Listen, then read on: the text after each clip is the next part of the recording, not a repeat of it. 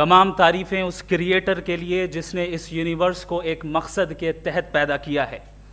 Respected जनाब जावेद अख्तर साहब, mister Saurabh Dwivedi और respected audience, thank you all for being here today. आज की डिबेट में चूंकि हम बात करने वाले हैं डज गॉड एग्जिस्ट के टॉपिक पर, तो ये एक ऐसा टॉपिक है जिसके मुताल्लिक कोई भी डिसीजन लेने के लिए अलग अलग स्टैंडर्ड्स हो सकते हैं।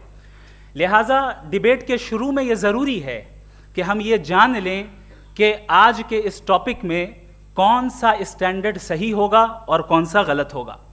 सबसे पहला स्टैंडर्ड जिसे मैं समझता हूँ कि हमारे रिस्पेक्टेड जनाब जावेद अख्तर साहब बड़ी तेज़ी के साथ उसकी तरफ लपकेंगे, वो है साइंस।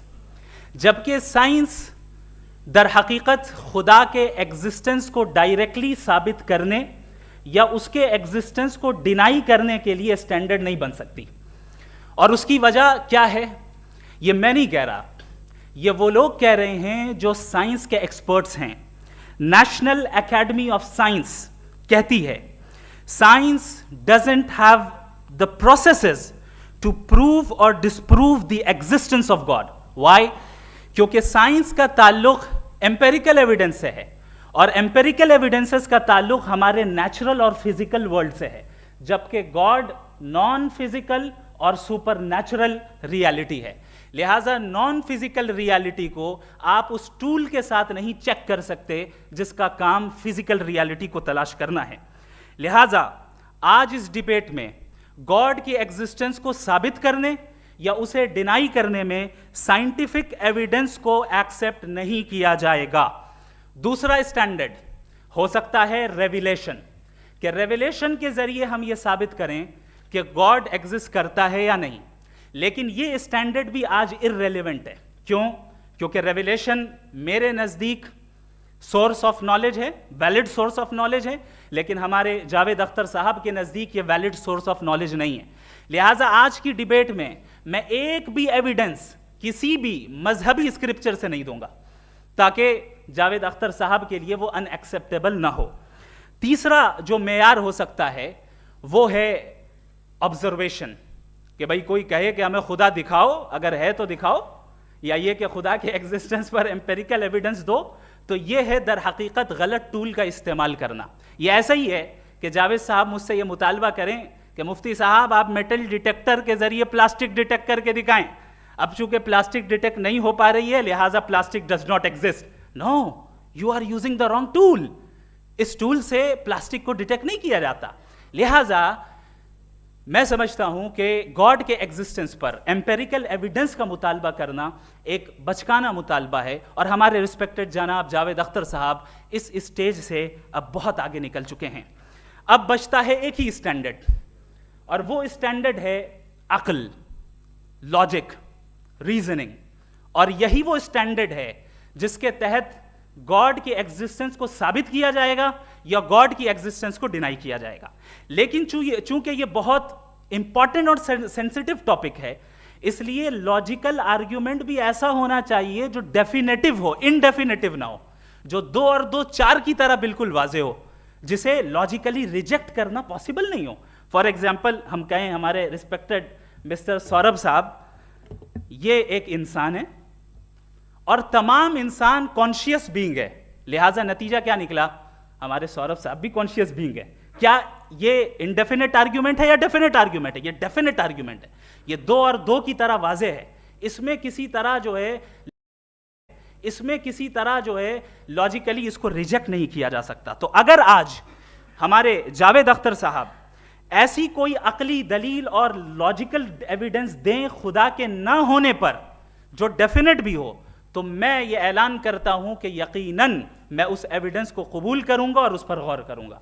लेकिन साथ में ये भी ऐलान कर देता हूं प्रेडिक्शन के तौर पर कि ऐसा कोई डेफिनेट आर्ग्यूमेंट कोई नहीं पेश कर सकता। दलील हम देंगे और डेफिनेटिव दलील देंगे, लॉजिकल दलील देंगे, ऐसी दलील देंगे जो एंटायर एथिस्टिक वर्ल्ड उसे रेफ्यूट नहीं कर सकती। चलें अब हम एक एग्जाम्पल सोचते हैं, एक सिनेरियो, सिंपल सिनेरियो, तमाम ऑडियंस से गुजारिश है, हम और आप एक आइसोलेटेड आइलैंड पर हैं, ऐसा आइलैंड जहां पे हमसे पहले कोई कभी नहीं गया, चलते चलते आपके सामने अचानक आपने देखा एक पिंक कलर की बॉल पड़ी हुई है। सबसे पहला सवाल आपके जहन में क्या आएगा कि ये बॉल यहां क्यों आई, कैसे आई, ये पिंक कलर की ही क्यों है, कोई और कलर भी हो सकता था, ये इसी शेप में क्यों है, कोई और शेप भी हो सकता था। नेचुरली आप इस तरफ पहुंचेंगे कि कोई ना कोई है जिसने इन स्पेसिफिक प्रॉपर्टीज के साथ इस बॉल को बनाया है और यहां पे रखा है। चूंकि आप जानते हैं कि ये जो बॉल है इसका एग्जिस्ट करना जरूरी नहीं है, ये एग्जिस्ट कर भी सकती थी, नहीं भी कर सकती थी, और एग्जिस्ट करना ही था तो किसी और फॉर्म में करती, किसी और कलर में करती।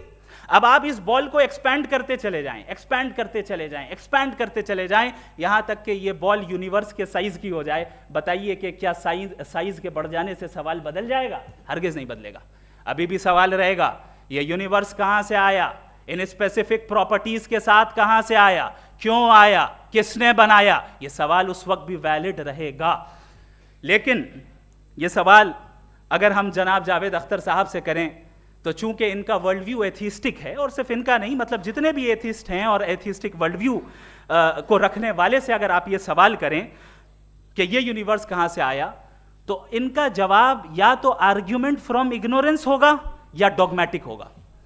या तो ये कहेंगे कि मुझे नहीं पता कि ये कहां से आया, लिहाजा गॉड डज नॉट एग्जिस्ट, ये आर्ग्यूमेंट फ्रॉम इग्नोरेंस है, या ये कहेंगे कि ये यूनिवर्स खुद ब खुद बन गया। इसका मतलब ये है कि उस बॉल को भी खुद ब खुद बन जाना चाहिए, लेकिन बॉल के ताल्लुक से ये एक्सप्लेनेशन एक्सेप्ट नहीं की जाएगी कि ये खुद ब खुद बन गई, लेकिन यूनिवर्स के ताल्लुक से कर दिया जाएगा। इसे हम दूसरे अल्फाज में डॉगमा भी कह सकते हैं।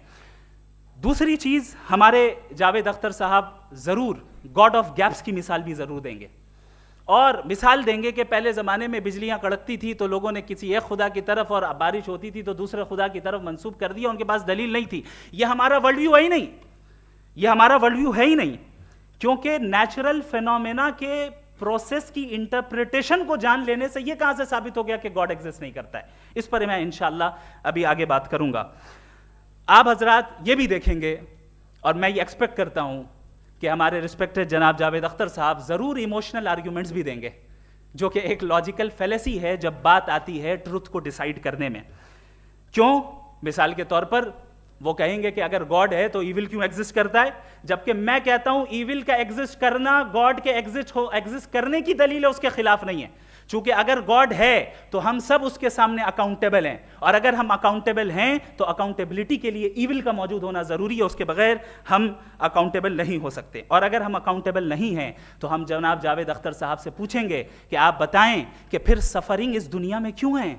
अगर खुदा नहीं है तो सफरिंग क्यों है? और उन लोगों के जज्बे का क्या जिनके अंदर सफरिंग के बाद इंतकाम लेने का जज्बा पाया जाता है और वो इस दुनिया से ऐसे ही चले गए, क्या उनकी सारी तकलीफें बेकार चली जाएंगी?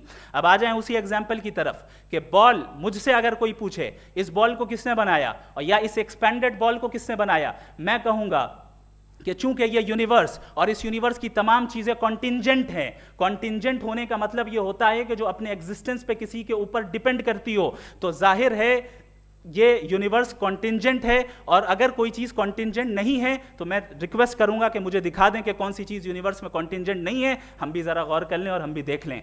और जब कॉन्टिंजेंट चीज़ें मौजूद हैं तो फिलोसोफर्स की इस्तिलाह के मुताबिक, हम उस टर्मिनोलॉजी के मुताबिक हम उस जगह तक पहुंचते हैं और उस हस्ती तक पहुंचते हैं जिसे नेसेसरी बीइंग कहा जाता है, कि ये वो नेसेसरी बीइंग है जिसका मौजूद ना होना नामुमकिन हो। चूंकि अगर ये मौजूद ना हो तो सारी चीज़ें एग्जिस्टेंस में आएंगी ही नहीं, और ये सारी कॉन्टिंजेंट चीज़ें उसी के ऊपर डिपेंड करती हैं। अब अगर आप ये सवाल करते हैं कि फिर उस हस्ती को किसने बनाया, फिर उसका कॉज क्या है, फिर उसका कॉज क्या है, फिर उसका कॉज क्या है, और एंडलेसली चले जाएं, इसे हम कहते हैं इन्फिनिट रीग्रेस ऑफ कॉजेज, जो कि लॉजिकल फेलेसी है। कॉन्सेप्चुअली इन्फिनिटी पॉसिबल है। मिसाल के तौर पे न्यूमेरिकल्स 1 2 3 गिनते चले जाएं, इन्फिनिट नंबर्स हैं। मैं कॉन्सेप्चुअली बात नहीं कर रहा, प्रैक्टिकली रियलिटी में साबित करके दिखाएं कि infinite regress of causes possible हैं या नहीं। अगर पॉसिबल हैं तो हम मान लेंगे, मिसाल दे दें, और पॉसिबल नहीं है तो एक ही ऑप्शन बचता है जिसे हम कहते हैं नेसेसरी बीइंग। ऐसी नेसेसरी बीइंग जो इंडिपेंडेंट है, क्योंकि अगर वो डिपेंडेंट हुई तो वो नेसेसरी नहीं रहेगी। ऐसी इंडिपेंडेंट बीइंग जो इटर्नल है, अगर वो इटर्नल नहीं होगी, उसकी बिगिनिंग होगी तो वो खुद कॉन्टिंजेंट है। ऐसी ऐसी बीइंग जो पावरफुल है, क्योंकि कॉन्टिंजेंट को एक्चुअलाइज करने के लिए पावर चाहिए, ऐसी बीइंग जो इंटेलिजेंट है और नॉलेजेबल है, क्योंकि ये यूनिवर्स स्पेसिफिक फॉर्म और स्पेसिफिक लॉज ऑफ नेचर के तहत प्रिसाइजली चल रहा है। थैंक यू मुफ्ती साहब। मैं इन दलीलों के बाद जावेद अख्तर साहब से गुजारिश करूंगा, आप बैठ के बोलना चाहेंगे या वहाँ? जी।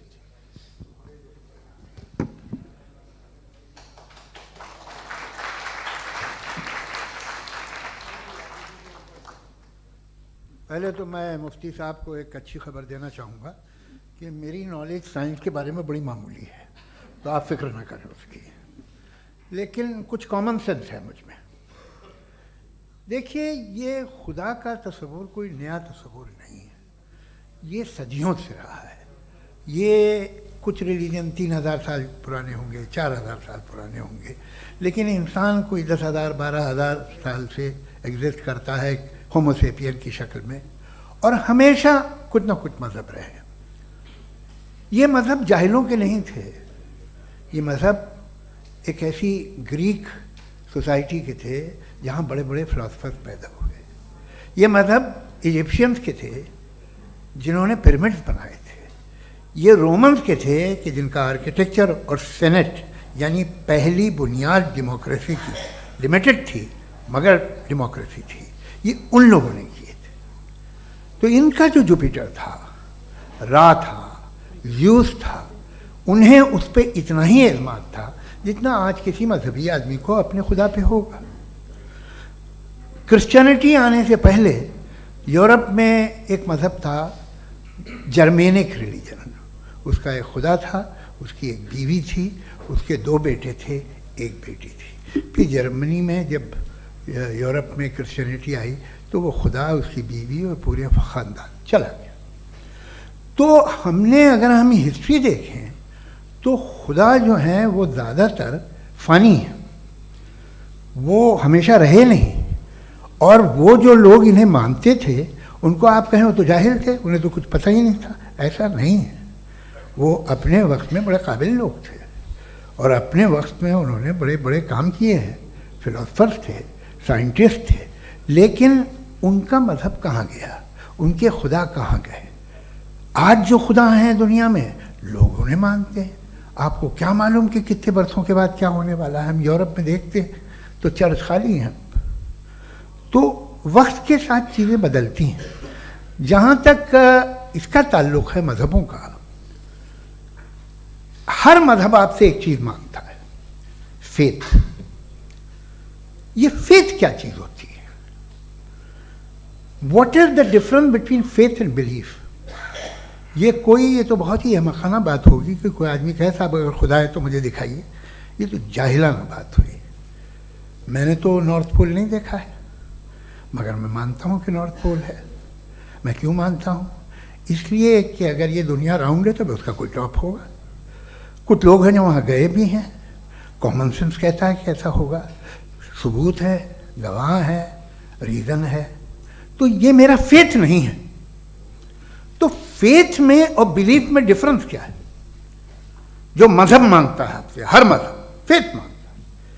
फेथ का मतलब ये है कि ना कोई गवाह हो, ना कोई सबूत हो, ना कोई रैशनल हो, ना कोई लॉजिक हो, ना कोई प्रूफ हो, मगर तुम एक बात को मानो। ये है फेथ। वरना बिलीफ होता।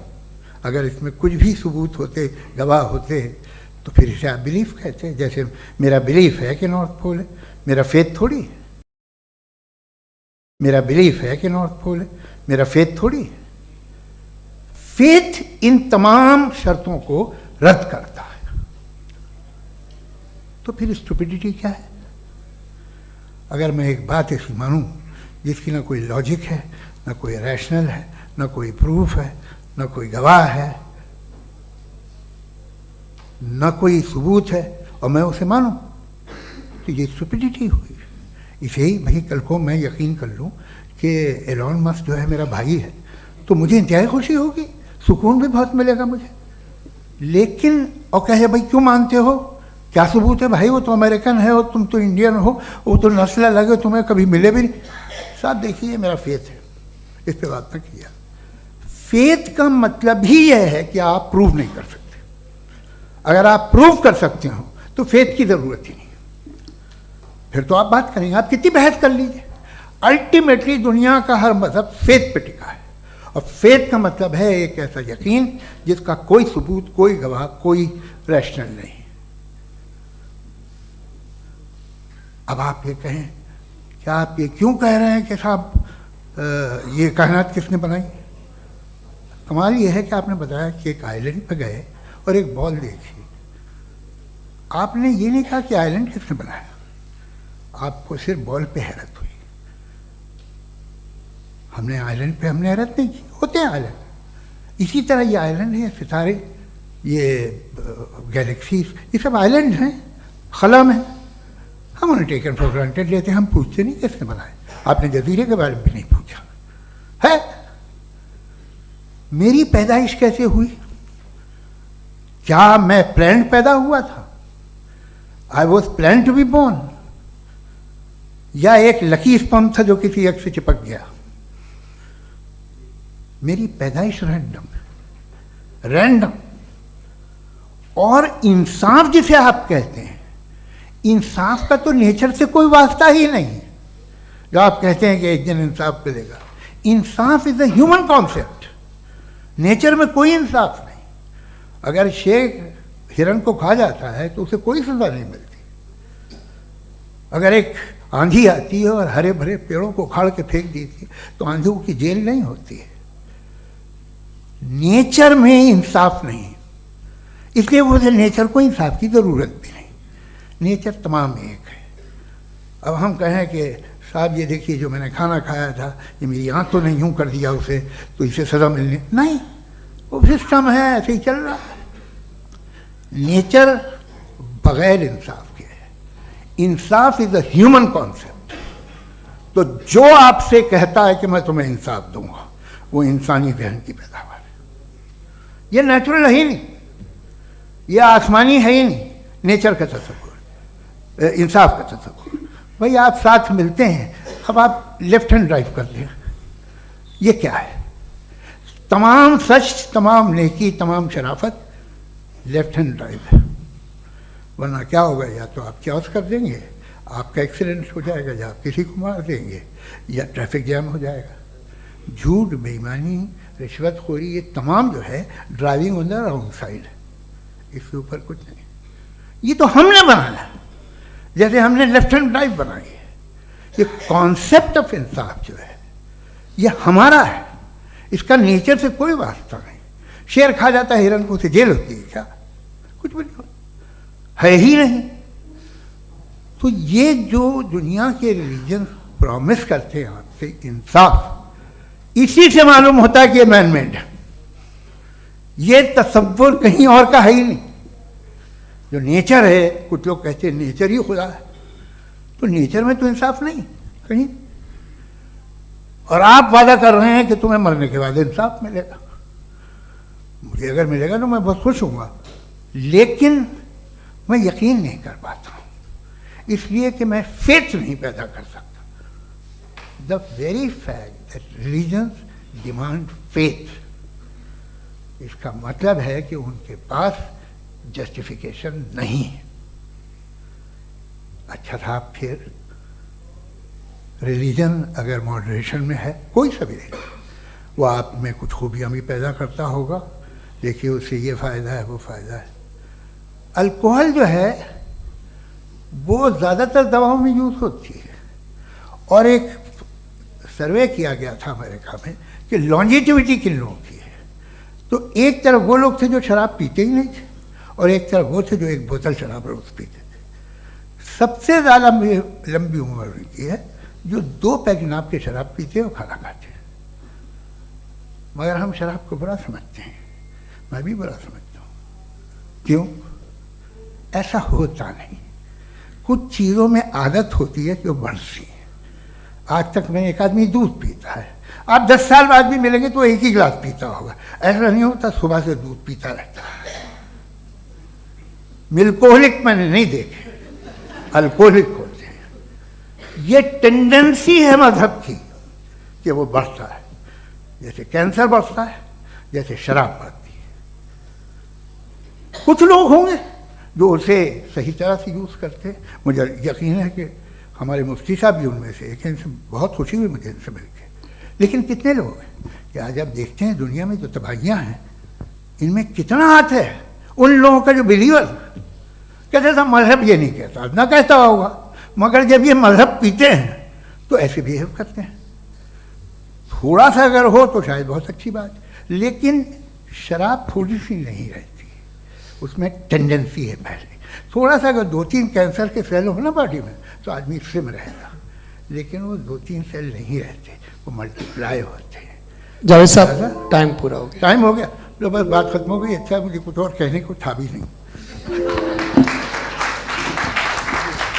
जी, मैं पहले जवाबी दौर के लिए इनवाइट कर रहा हूं मुफ्ती साहब को। Your rebuttal round 1, you have 7 minutes.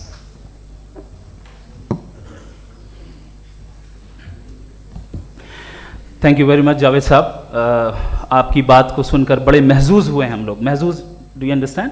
We enjoyed. Okay, अब थोड़ा सा लॉजिकली उसको हम लोग देखते हैं। दरअसल हम लोगों ने कल गुजारिश की थी मुफ्ती साहब से भी, जावेद साहब से भी, कि हिंदुस्तानी ज़बान आम फहम सबको समझ में आ जाए, और जहाँ कहीं आप मुश्किल शब्द इस्तेमाल करें वहाँ बताते भी चलें। Thank you. तो सबसे पहले हमारे रिस्पेक्टेड जावेद साहब ने हवाला दिया कि खुदा फ़ानी है। कितने मजहब आगे चले गए, किसी ने जुपिटर को खुदा माना, किसी ने किसी को माना। मैं कहता हूँ जिसने कॉन्टिंजेंट चीज़ को खुदा माना, गलत माना, वो खुदा ही नहीं, वो खुदा ही नहीं है। हम तो नेसेसरी बीइंग को साबित करने बैठे हैं, वो नेसेसरी कॉज जो इटरनल है, जो अबदी भी है और अजली भी है। हम किसी और को साबित करने नहीं बैठे। दूसरी चीज उन्होंने कहा कि फेथ एंड बिलीफ, ये एक ऐसी डेफिनेशन है फेथ की जो इन्होंने पहली मर्तबा पेश की है, या माफ कीजिएगा, इन्होंने पहली मर्तबा पेश नहीं की है, रिचर्ड डॉकिंस ने पहली मर्तबा पेश की है। मुझे मालूम है ये सोर्स कहां से है। एपिस्टेमोलॉजिकली फेथ और बिलीफ का फर्क आप इस तरह नहीं कर सकते सर। फेथ सही भी होता है, गलत भी होता है, बिलीफ सही भी होता है, गलत भी होता है। जो लॉजिक, रीजन और एविडेंस से बैक्ड होगा वो फेथ सही होगा। और आप जिस फेथ की बात कर रहे हैं कि इलॉजिकल है और उसके पीछे नहीं है, तो we are on the same page. हम नहीं मानते उस फेथ को, जो फेथ ऐसा हो जिसके पीछे कोई लॉजिक ना हो, एविडेंस ना हो, हम नहीं मानते। हम तो उस फेथ के कायल हैं जिसके पीछे लॉजिक हो और एविडेंस हो। तो बिलीफ सही भी होता है, गलत भी होता है, फेथ भी सही होता है और गलत भी होता है। तो आज फेथ और बिलीफ के डिफरेंस पे बात नहीं हो रही है। आज आप चाहे फेथ एक्सेप्ट कर लें या बिलीफ एक्सेप्ट कर लें, आज ये बात होगी कि ट्रूथ क्या है, चाहे ट्रू बिलीफ सही है या ट्रू फेथ सही है, और फॉल्स फेथ क्या है और फॉल्स बिलीफ क्या है, बात इस पे हो रही। दूसरी चीज इन्होंने पूछा, स्टुपिडिटी फिर क्या है? अगर फेथ रिलीजन स्टुपिडिटी नहीं है तो और क्या है? चूंकि फेथ का मुतालबा करते हैं तो स्टुपिडिटी क्या है? मैं कहता हूं स्टुपिडिटी एथिज्म है। उसकी वजह यह है कि आप एक सड़क पे जा रहे हो और आप किसी गार्डन में जाएं और देखें वहां लिखा है फूलों के साथ I love Javed Akhtar, and I really do, I love you sir. So जब आप वहां पर पहुंचे तो वहां पहुंचकर अब ये बताएं, क्या आप ये कहेंगे वाह व्हाट अ नेचुरल सिलेक्शन? ये क्या नेचुरल सिलेक्शन है? नहीं, ये प्रिसाइजली डिजाइंड है, इसके पीछे डिजाइनर है। लिहाजा अगर कोई एक ऐसी कॉमन सेंस की बात को कबूल नहीं कर रहा है कि यूनिवर्स जो इतने प्रिसाइजली काम कर रहा है, हम कह दें कि खुद ब खुद बन गई, मैं समझता हूं इससे बड़ी स्टुपिडिटी और कुछ नहीं है। ये इर्रेशनल चीज है।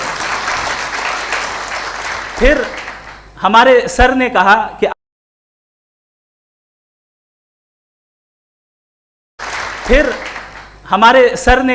कि आपने बॉल पे फोकस किया, आइलैंड पे फोकस नहीं किया। अरे आइलैंड को किसने बनाया यही समझाने के लिए तो बॉल की मिसाल दे रहा हूं। और बॉल भी कॉन्टिंजेंट है, आइलैंड भी कॉन्टिंजेंट है, दोनों नेसेसरी बीइंग का मुतालबा करते हैं। आगे इन्होंने कहा कि नेचर में कोई इंसाफ नहीं है, हम डिसाइड करते हैं कि मोरालिटी क्या होती है, इंसाफ क्या होता है, हम डिसाइड करते हैं। जैसे ड्राइविंग सीट में ट्रैफिक वाला, ये तो किसी खुदा ने नहीं कहा, ये है, इसे कहते हैं फॉल्स इक्विवेलेंस, ये एक लॉजिकल फेलेसी है।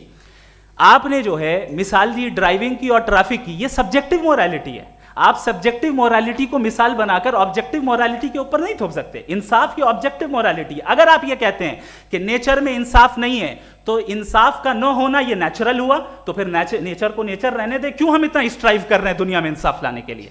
ये तो इलॉजिकल बात है, इरैशनल बात है।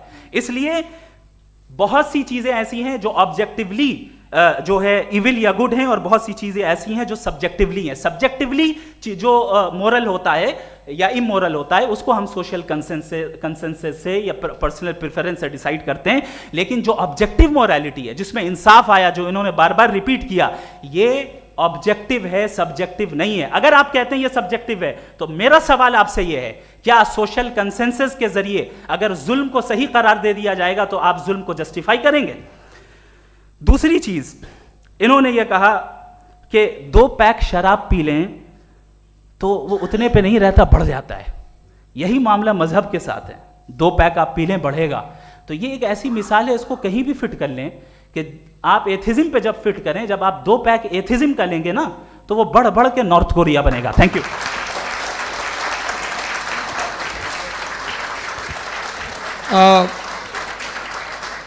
फर्स्ट राउंड के रिबटल के लिए मैं जावेद साहब को इनवाइट कर रहा हूं। आपके पास 7 मिनट का वक्त है, रीसेट कर दीजिएगा प्लीज।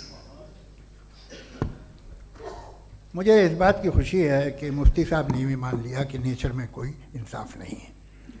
तो कोई भी चीज़ जो इंसान ने नहीं बनाई है उसमें इंसाफ नहीं होता है। एक बात मैं आपसे अर्ज़ करूँ, ज़रा पता लगा लीजिएगा, ये जो आप बाग में जाते हैं बेहद खूबसूरत फूल देखते हैं ना, इनमें से कोई नेचुरल नहीं है। ये सारे फूल क्रॉस करके बनाए गए हैं। जो जंगल में फूल होते हैं नहायत मामूली होते हैं, ये फूल इंसानों ने बनाए हैं।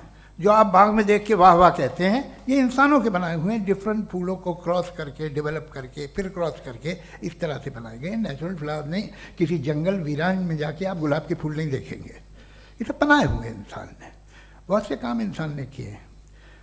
बाकी है कि आपने मेरी एक बात का जवाब नहीं दिया, जिससे मुझे शिकायत है कि फेथ क्या है और आप फेथ मांगते क्यों हैं मुझसे? आप तो लॉजिकल हैं, आपके पास तो सारे रैशनल्स हैं, आपके पास सारे सबूत हैं, तो आपको फेथ की डिमांड क्यों करते हैं कि भाई तुम सरेंडर कर दो और सवाल मत करो? कोई मजहब सारे सवाल करने की इजाज़त नहीं देता है और मना करता है कि ज़्यादा सवाल ना करो, बह जाओगे तुम। आप क्यों रोकते हैं? हकीकत यह है कि इंसानी तारीख क्या है। इंसानी तारीख ये है कि दुनिया में 2 तरह के लोग हुए हैं। एक वो जिन्होंने अपनी लाइल्मी की परस्तिश की है, दूसरे वो जिन्होंने अपनी इग्नोरेंस या लाइल्मी से झगड़ा किया है और मालूम किया है कि क्या है। ये जो आप कह रहे हैं, आज आप हैरान हैं कि भाई ये यूनिवर्स कैसे बनी। लोग हैरान थे कि सूरज डूबता है तो इधर से कैसे निकलता है।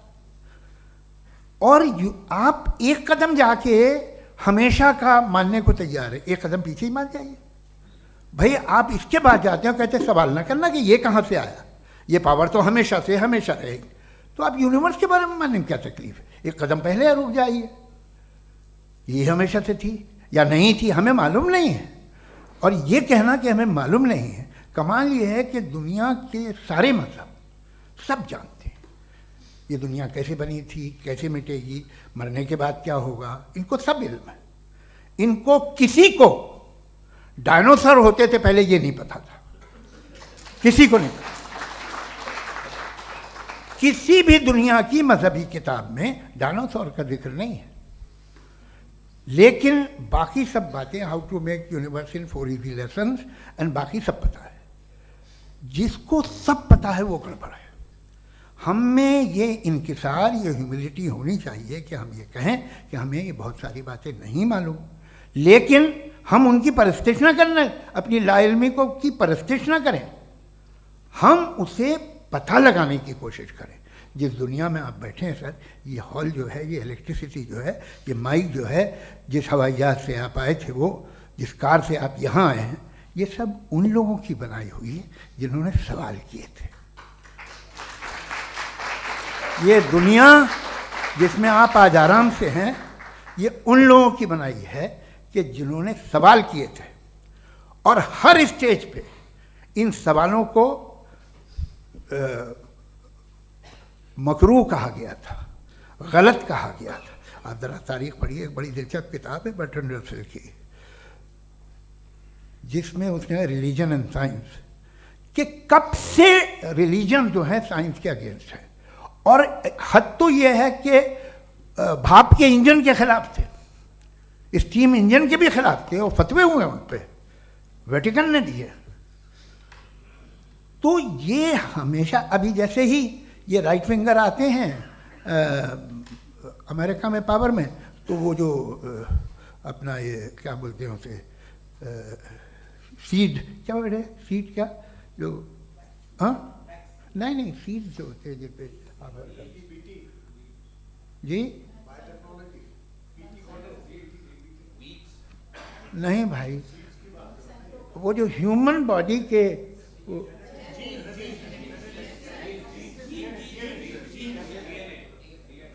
उस पर रिसर्च बंद हो जाती है, रिपब्लिकन नहीं करने देते। अरे भाई इतना डर क्या है तुम्हें? एक ज़माने में बहुत नाराज़ थे ये सारे मजहबी लोग कि ये इंसान तो इंसान बनाने की कोशिश कर रहा है। आपको क्या तकलीफ भाई, बना ले तो बना लेने दो, ये खौफ क्या है? और ये सब आज जो आप कह रहे हैं नामुमकिन है, ये कैसे हुआ? मुझे एक किस्सा याद आता है। जब मैं छठी क्लास में था तो मैं मैथमेटिक्स में बहुत वीक था, तो एक टीचर रख दिया गया, उसने 1 2 3 4 5 6 7 को सिखा दिया मुझे।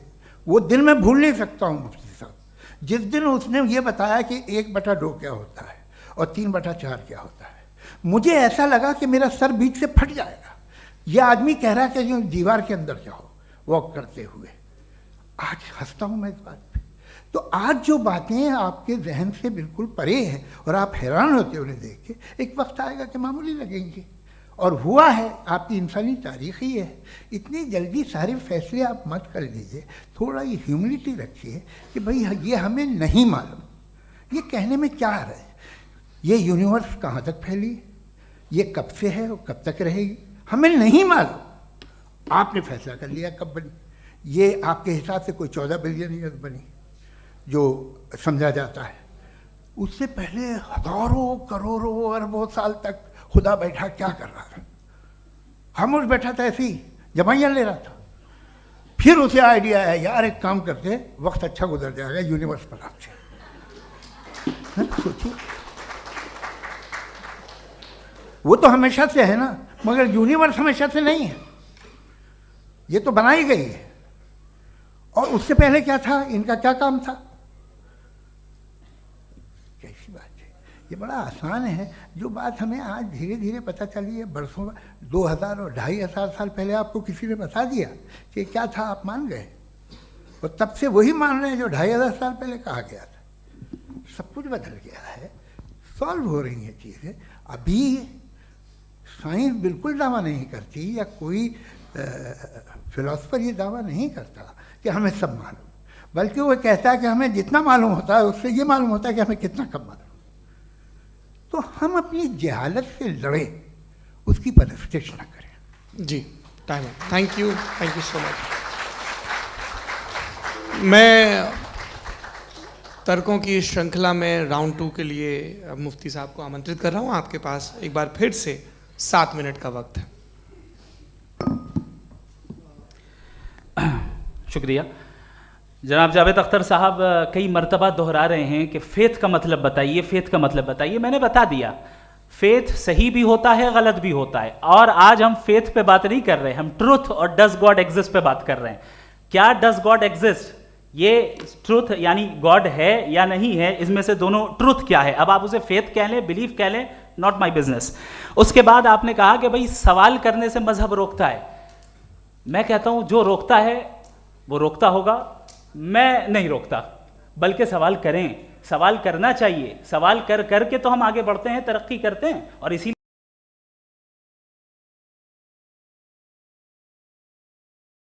हम आगे बढ़ते हैं, तरक्की करते हैं, और इसीलिए मैं आज यहां पे आया हूं। लेकिन सवाल सिर्फ खुदा से नहीं होगा, आपसे भी होगा। सवाल एथिज्म से भी होगा, सवाल सिर्फ मजहब से नहीं होगा, सबसे होगा।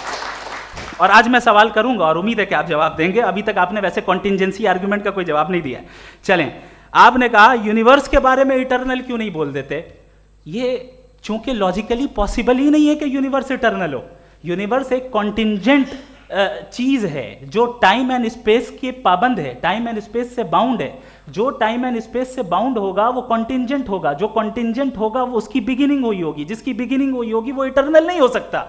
ये तो कॉमन सी बात है।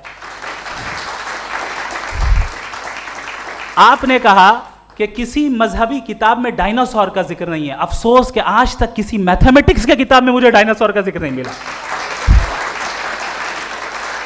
तो इसका मतलब मैथमेटिक्स की किताब बेकार है? नहीं, उसका वो टॉपिक नहीं है। रेवलेशन का और मजहबी किताबों का टॉपिक ये नहीं है कि आपको आके बताए साइकिल कैसे बनाते हैं, या आकर ये बताएं कि जो है डायनासोर कब था। वो तो मोरालिटी सिखाने आया है, गॉड के बारे में बताने आया, नॉन फिजिकल रियलिटी की हकीकत को सिखाने के लिए आया। रिलीजियन साइंस को रोकता है? नहीं रोकता। अगर रोकता है तो गलत करता है। रिलीजियन साइंटिज्म को रोकता है, जिसमें हमारे जावेद साहब मुब्तला हैं। साइंस और साइंटिज्म में फर्क है। साइंटिज्म यह है कि आप समझें कि साइंस और साइंटिफिक मेथोडोलॉजी ये नॉलेज को हासिल करने का वाहिद सोर्स ऑफ नॉलेज है। यह है साइंटिज्म। हम इसे रिजेक्ट करते हैं। हम साइंस को तो तरक्की करते हैं, भाई आप हमारी पूरी तारीख कर लें, पढ़ लें तो आपको पता चल जाएगा। बहरहाल ये अलग टॉपिक है। उसके बाद इन्होंने एक लफ्ज़ कहा, वेटिकन ने फतवा दिया। वेटिकन का फतवे से कोई ताल्लुक नहीं है, दोनों कॉन्ट्राडिक्टरी अल्फाज हैं। उसके बाद उन्होंने कहा कि भाई हमें नहीं मालूम। अगर नहीं मालूम तो क्लियरली कह देना कि नहीं मालूम है, इसमें क्या हर्ज है। तो वही तो मैं कह रहा हूं ना कि आप कह दें कि नहीं मालूम, लेकिन क्लेम क्यों कर रहे हैं कि गॉड एग्जिस्ट नहीं कर रहा है। आप कह दें नहीं मालूम है, हो सकता है हो सकता ना हो, लेकिन आप क्लेम कर रहे हैं। The moment you say God does not exist, this is a claim, and now the burden of proof is upon you too, जैसे हमारे ऊपर है। और क्यों है मैं बताता हूं, क्यों है ये भी मैं बताता हूं। फिलोसॉफिकली जो क्लेम होता है ना, सिर्फ ये नहीं होता कि इंसान कहे पॉजिटिव क्लेम करे और नेगेटिव क्लेम करे तो बर्डन ऑफ प्रूफ नहीं है। आप मिसाल के तौर पे मैं कहूं कि फुला उस कमरे में कोई नहीं है, मैंने एक नॉलेज का क्लेम किया है। उस कमरे में कोई नहीं है, मैंने एक नॉलेज का क्लेम किया। या तो मैं कहूं मुझे नहीं पता, हो भी सकता है नहीं भी हो सकता है, this is not a claim. लेकिन जब मैं कह रहा हूं कि वहां कोई नहीं है, या मैं कह रहा हूं वहां कोई है, दोनों क्लेम है और दोनों के ऊपर बर्डन ऑफ प्रूफ है। हमारे ऊपर भी बर्डन ऑफ प्रूफ है। मैंने कंटिजेंसी आर्ग्यूमेंट दिया, इसे तोड़कर दिखाइए। आखिरी चीज, इन्होंने कहा कि खुदा दुनिया बनाने से पहले 150 साल पहले या करोड़ों साल पहले क्या कर रहा था। अरे हजरत, चलें बहरहाल मैं जवाब दे देता हूं। आप हमारे रिस्पेक्टेड पर्सनालिटी हैं, अगर आप नहीं होते तो मैं ऐसे एंटरटेन ही नहीं करता। टाइम, ये 100 साल पहले या 100 साल बाद, पहले बाद में अभी, ये वो अल्फाज हैं जिनका ताल्लुक टाइम से है।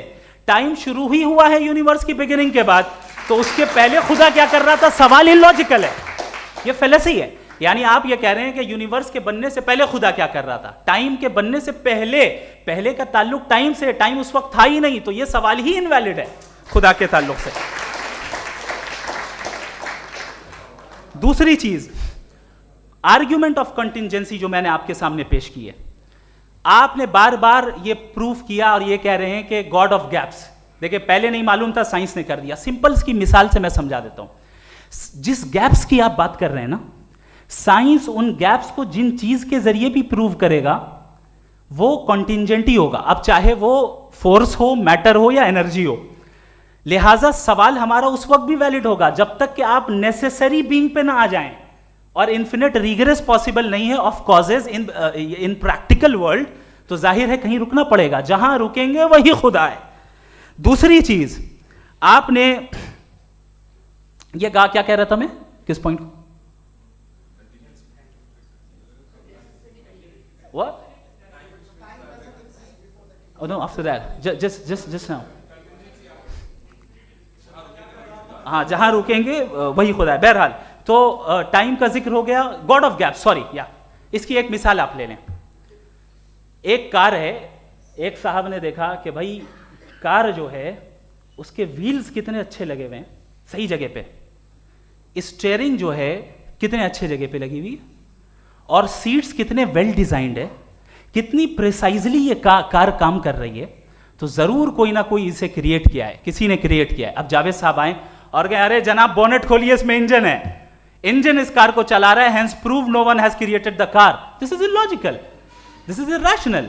आपने इंजन के जरिए उस गैप को तो साबित किया, लेकिन क्या उससे कार की जो क्रिएशन है और उसका जो क्रिएटर है ये इम्पॉसिबल हो जाए? ऐसा पॉसिबल है?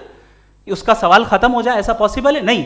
आपने गैप्स को फिल करके, कॉन्टिंजेंट चीजों से गैप्स को फिल करके हमारे ऑब्जर्वेशन को और ब्रॉड कर दिया।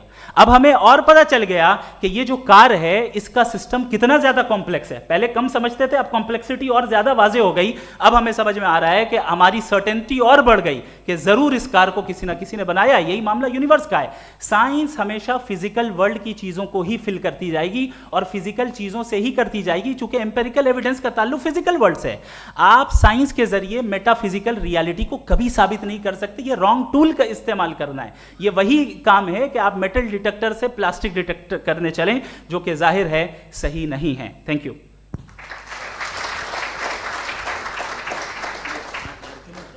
जी, ये आर्ग्यूमेंट का राउंड 2 है। हाँ। 7 मिनट है। पहले तो मैं आपसे अर्ज करूं कि आपने कहा कि जब कायनात ही नहीं थी तो वक्त भी नहीं था, कुछ भी नहीं था। कैसे नहीं था? खुदा था। एक एग्जिस्टेंस तो था ना खुदा का। तो जब खुदा था तो वक्त भी होगा। ऐसा नहीं कि कुछ भी नहीं था, खुदा था। अच्छा, बाकी ये कि आपने कहा साहब आप साबित कीजिए, आपके पास भी लॉजिक है, मेरे पास भी लॉजिक है। आप मेरा जिम्मेदारी नहीं है साबित करना कि खुदा है। बर्टन रसल ने बड़ी अच्छी बात कही। बर्टन रसल ने बड़ी अच्छी बात कही। मैं आपसे अगर ये दावा करूं कि एक चाय की केतली मरीख के चारों तरफ घूम रही है, मार्स के चारों तरफ, तो ये आपका काम नहीं है कि आप साबित करें कि कोई चाय की केतली नहीं है। ये मेरा काम है, मैंने दावा किया है। ये दावा तो मजहबी लोग करते हैं कि खुदा है। मैं क्यों साबित करूं कि नहीं है? जब तक आप मुझे कन्विंस नहीं कर देंगे मैं नहीं मानूंगा। आपकी जिम्मेदारी है, मेरी जिम्मेदारी नहीं है। दोयम ये कि ये जो आप कह रहे हैं, जो गैप्स हैं, ये गैप जब जब किसी मजहब को चैलेंज करते हैं, जब ऐसा कोई बात आती है तो हंगामा हो जाता है कि जब वो चैलेंज करें किसी फेथ को। ये तमाम साइंस जो है इसे मुख्तलिफ जगहों पे मुख्तलिफ वक्तों में मजहब ने रोकने की कोशिश की है। ये किताब है religion and science, Burton Russell की, पढ़िएगा, अच्छी लगेगी आपको। तारीख ही है साइंस, मजहब की साइंस से उसका यही रिश्ता है। अच्छा, अब ये हम सोचें कि बहरहाल ये वजूद जो है मजहब और ये बिलीव इन गॉड इंसान को बेहतर बना देता है। तो एक काम कीजिए, हिंदुस्तान वर्ल्ड का नक्शा लीजिए और मार्क कीजिए कि रिलीजन कहाँ कहाँ ज़्यादा है, कहाँ कहाँ, चाहे वो लैटिन अमेरिका हो या मिडल ईस्ट हो या फार ईस्ट हो या हिंदुस्तान के वो इलाके जहाँ मजहबियत ज़्यादा है। रख दीजिए नक्शा अलग। अब दूसरा नक्शा कि कहाँ कहाँ नाइंसाफ़ी, रिप्रेशन, औरतों के हुकूक की पामाली, जुल्म, डिक्टेटरशिप कहाँ है, नक्शा एक ही होगा। तो आप मुझे बताएं कि जो इसका तरकीब इस्तेमाल क्या है, खुदा का तरकीब इस्तेमाल तो बताइए। आप छोटी सी दवा सड़क पे बेचते हैं, उसकी भी तरकीब इस्तेमाल बताते हैं। इसके इस्तेमाल से तो फ़ायदा नहीं हुआ किसी को। जो सारे के सारे ख़राब मुल्क हैं, ख़राब समाज है, वो सारे जुल्म खुदा के नाम पे करते हैं। वो गलत करते हैं, सही करते हैं, मुझे क्या लेना देना उससे। इस्तेमाल से मालूम होता ना। एक विस्की की बोतल कभी शायद देखी हो आपने, लाल रंग की होती है, उस पर रोशनी और छपड़ा इंतहाई खूबसूरत लगती है, क्या बिगाड़ रही है किसी का? उसका इस्तेमाल गलत है, इसलिए आप उसे नापसंद करते हैं। इसका इस्तेमाल गलत है, इस तसव्वुर का इस्तेमाल ही गलत है और हमेशा से गलत हुआ है। आप देख लीजिए, इंसानी तारीख देख लीजिए, आज देख लीजिए, हिंदुस्तान देखिए, दुनिया देख लीजिए, क्या हो रहा है। इसे कैसे इस्तेमाल कर रहे हैं फेथ वाले लोग? क्या फेयर हैं, जस्ट हैं, जो अपने खुदाओं पे यकीन रखते हैं? वो किस तरह के लोग हैं? वो लोगों को इंसाफ देते हैं, वो बेहतर इंसान बने। तो इस दवा का फ़ायदा क्या है? चलो बहुत फ़ायदा हो रहा तो मैं इस्तेमाल कर लूँगा, मुझे तो इस दवा का कोई फ़ायदा दिखता ही नहीं। मुझे तो ऐसा लगता, मैं एक और बात बताऊं, अगर कोई आदमी मजहबी है और अच्छा आदमी है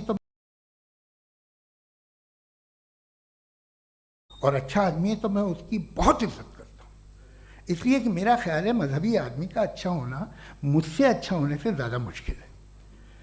भाई हर चीज़ की एक लिमिट है। आप इतना भाग सकते हैं, इतना नहीं भाग सकते, इतना वजन उठा सकते, इतना नहीं उठा सकते, इतना दूर देख सकते हैं, इतना दूर नहीं देख सकते। उसी तरह कॉमन सेंस कहता है कि आप में नेकी का भी एक कोटा होगा। अब आप अगर सुबह जाते हैं अपनी इबादत गाह और इबादत करते हैं तो बाहर निकलते हैं तो आप तो यही महसूस करते हैं कि आपने एक बहुत अच्छा काम किया, आपकी नेकी का एक बहुत बड़ा कोटा खर्च हो गया जिससे किसी का कोई फ़ायदा नहीं हो। मैं तो नहीं जाता हूँ तो मुझे तो किसी को खाना खिलाना पड़ेगा, किसी बेवा की मदद करनी पड़ेगी, मैं अपना कोटा कैसे कंज्यूम करूँ? आप अपना कोटा सारे मजहबी लोग इंतहाई यूजलेस कामों में यूज़ करते हैं, उसके बाद भी अगर आप में बच्ची है थोड़ी सी शराफत तो भाई वाह क्या बात है।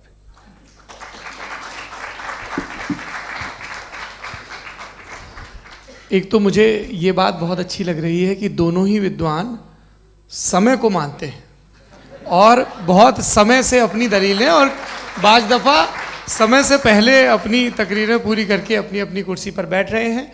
ये इस आर्ग्यूमेंट का राउंड 2 पूरा हुआ। अब रिबटल का राउंड 2 है और उसके बाद क्रॉस एग्जामिनेशन होगा। नहीं, आपका आर्ग्यूमेंट हो गया सर। हमारे यहाँ स्कूल के सिलेबस में पंच परमेश्वर कहानी पढ़ाई जाती है प्रेमचंद जी की लिखी हुई। आप निश्चिंत रहिए, आपके कोई राउंड में मिस नहीं होने दूंगा। रिबटल का राउंड 2 मुफ्ती शमाइल नदवी साहब।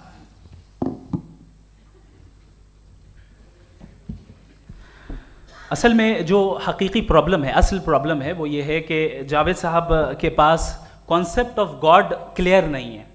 इन्होंने कहा कि कायनात से पहले खुदा तो था, तब भी तो टाइम होगा। ये टाइम कायनात का हिस्सा है।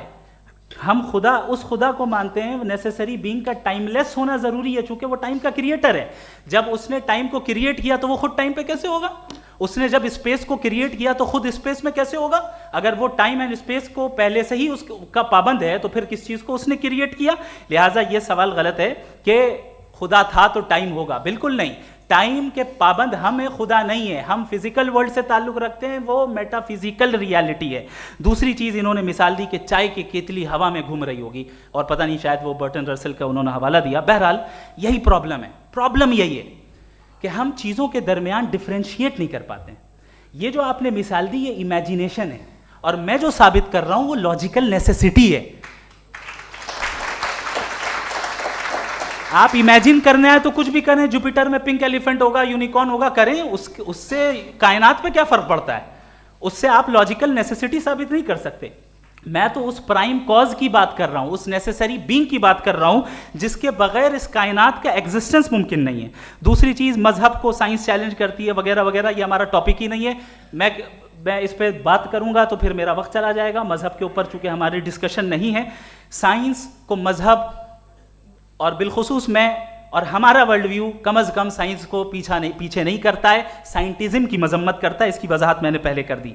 दूसरी चीज़ इन्होंने कहा वर्ल्ड का नक्शा लीजिए, वर्ल्ड मैप लीजिए, 2 अलग अलग जगह की। हज़रत मैंने ये होमवर्क किया था और मैंने मिडिल ईस्ट का एक नक्शा लिया और यूरोप का एक नक्शा लिया, ये मजहबी इलाका और ये लिबरल और एथीस्ट इलाका। मुझे पता चला कि सबसे ज़्यादा रेप केसेस जो हैं वहाँ पर है।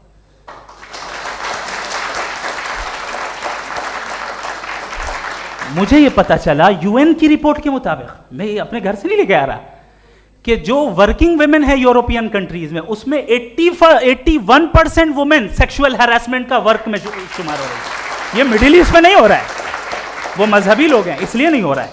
दूसरी चीज आपने ये कहा कि मजहबी आदमी का अच्छा होना हमारे अच्छे होने से बहुत मुश्किल है, बहुत मुश्किल है। तो इसका मतलब यह है कि गॉड के अलावा आपके पास अच्छे और बुरे का कोई स्टैंडर्ड है। मैं चाहूंगा कि कन्वर्सेशनल स्टाइल वाली डिस्कशन और सेगमेंट पे इसी पे बात कर लेते हैं। Thank you very much.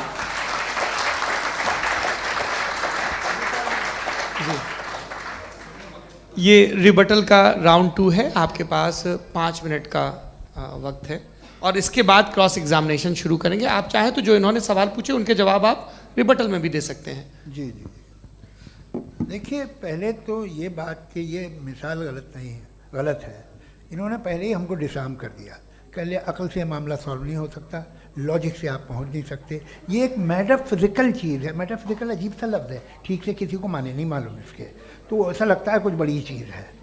अरे भाई क्या होता है मेटाफिजिकल, बताओ, खड़ी हो। ये एक लफ्ज़ है जो कहीं भी इस्तेमाल हो जाता है। जब आप एक बात कर रहे हैं और आप मुझसे बहस कर रहे हैं तो मुझे मेटाफिजिकल मत बताइए, आप लॉजिकली मुझे प्रूफ किए, और अगर लॉजिकली आप नहीं बात करते साहब ये मेटाफिजिकल है, तो फिर हम आप बात क्या कर रहे हैं? मेरा आपका किस ज़बान में कॉन्वर्सेशन होगा? और ये कहना कि वक्त पहले नहीं था, तो फिर क्यों कहते हैं ये हमेशा से और हमेशा रहेगा? हमेशा वक्त है, तो आप कैसे कहते हैं वो हमेशा से है और हमेशा रहेगा? हमेशा का मतलब है कोई वक्त, अगर वक्त ही नहीं है तो हमेशा कैसे? बाहर वो रहेगा।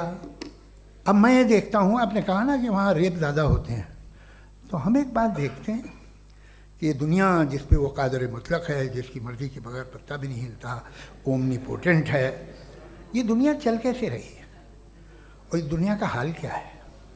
45,000 बच्चे जो 10 साल की उम्र से कम थे वो गाजा में मरे। भूख से काला हांडी में बच्चे मरते हैं और डिप्थेरिया से मरते हैं।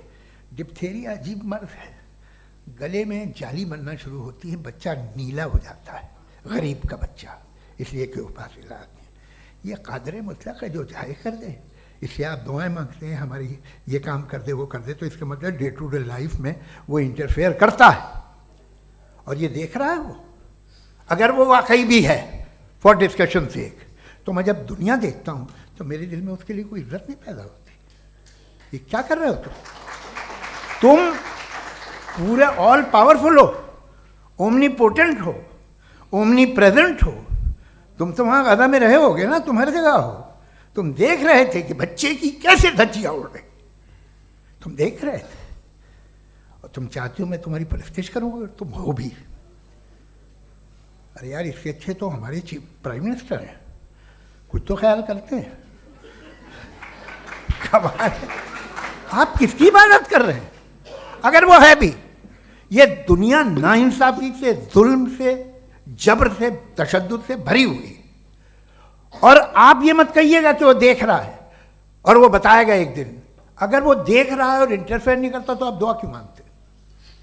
आप कहते हैं मेरा ये काम करा दे, इसके मतलब है वो दखल दे सकता है, वो आपको नौकरी दिलवा सकता है, भले दूसरे आदमी को न मिले, मगर आपका काम कर देगा चूंकि आपने दुआ मांगी है। तो जब वो आपको नौकरी दिला सकता है, लड़की की शादी कर सकता है, बेटे को ग्रीन कार्ड दिलवा सकता है, तो कम से कम ये जो मर रहे हैं बच्चे, इनको रोक दे, कुछ तो करे। मुझे तो दुनिया में, इस दुनिया का कोई मालिक है, इसका ओमनीपोटेंट कोई रूलर है, और ये दुनिया ऐसी चल रही है। मैं तो चाहूँगा कि भाई ना हो, अगर हो तो बड़ी शर्मिंदगी की बात है। शुक्रिया।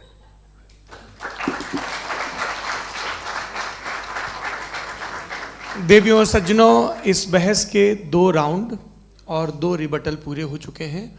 अब सबसे ज़रूरी और सबसे मुश्किल राउंड शुरू हो रहा है, क्रॉस एग्जामिनेशन का। अब इन विद्वानों की सज्जनता की एक परख भी होगी और वक्त हमने 16 मिनट का तय किया है। पहला सवाल आप पूछना चाहेंगे? जी बिल्कुल। पहले बोले भी आप माइक ले लीजिएगा हाथ में, ये नीचे से ऑन हो जाएगा। जी मैं बोलता हूँ, ये डायस हटा सकते हैं क्या हम थोड़ा क्विकली? डायस पीछे कर दीजिए बस थोड़ा सा, है ताकि ये जो दाएं बाएं लोग बैठे हैं, इसे हटा ही दीजिए। अब हम वहाँ तो जाने वाले नहीं, आराम से आराम से दोनों तरफ से हटा दीजिए।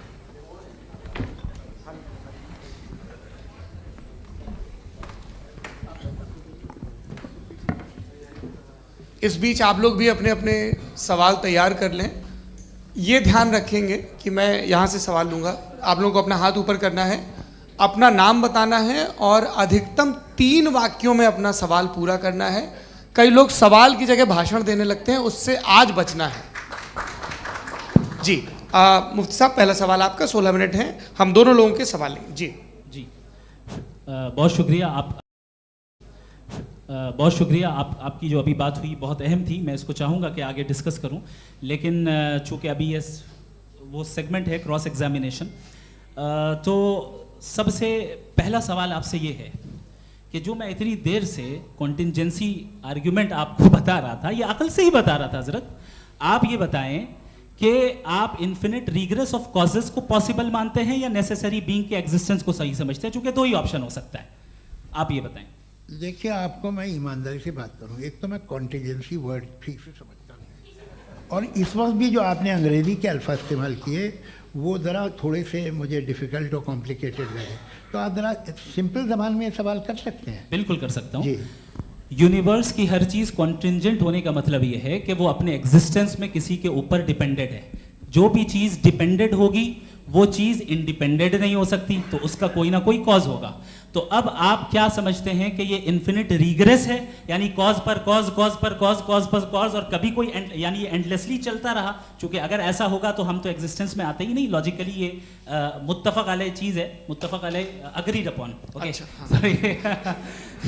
इस पे हमने एग्री किया था कि मुश्किल शब्द आएगा तो अर्थ बताना पड़ेगा। तो इन्फिनिट रिग्रेस तो पॉसिबल नहीं है, तो कहीं ना कहीं आपको रुकना पड़ेगा ऐसे नेसेसरी बीइंग पर। नहीं, कोई ज़रूरत नहीं रुकने की। किसने कहा आप रुकना पड़ेगा?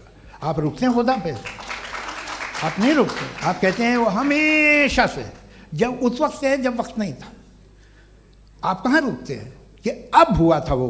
आप नहीं कहते। हम क्यों नहीं मान सकते कि यूनिवर्स जो है और बल्कि मल्टीवर्सेस जो है वो हमेशा से हैं, वो बनती हैं, सब बिगड़ती contingent हैं। एक हमारे यहाँ एक चीज़ है ब्लैक होल, वो समेट लेता है वापस, फिर ब्लास्ट होता है, फिर फैल जाता है। और इसमें हमारी तो खैर कोई औकात ही नहीं है। इंसान की एक छोटे से ज़र्रे पे हम 50-60 साल की उम्र रखते हैं, जो करोड़ों अरबों साल की कायनात है उसमें, और पैदा भी नहायत ही बेहुदा वजह से हुए थे।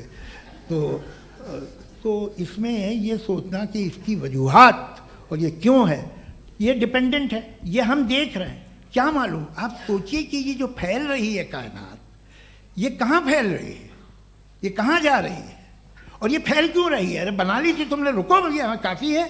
ये फैल क्यों रही है? ये और कौन सी कायनात जिसे मैं दूरबीन से देखता हूँ तो 2 बिलियन लाइट ईयर पे है, उससे मेरा कोई वास्ता ही नहीं है। 2 बिलियन ईयर यानी अगर मैं 80,000 माइल्स पर सेकेंड से चलूँ तो 20 करोड़ साल में वहाँ पहुँच जाऊँगा। इसकी ज़रूरत क्या थी?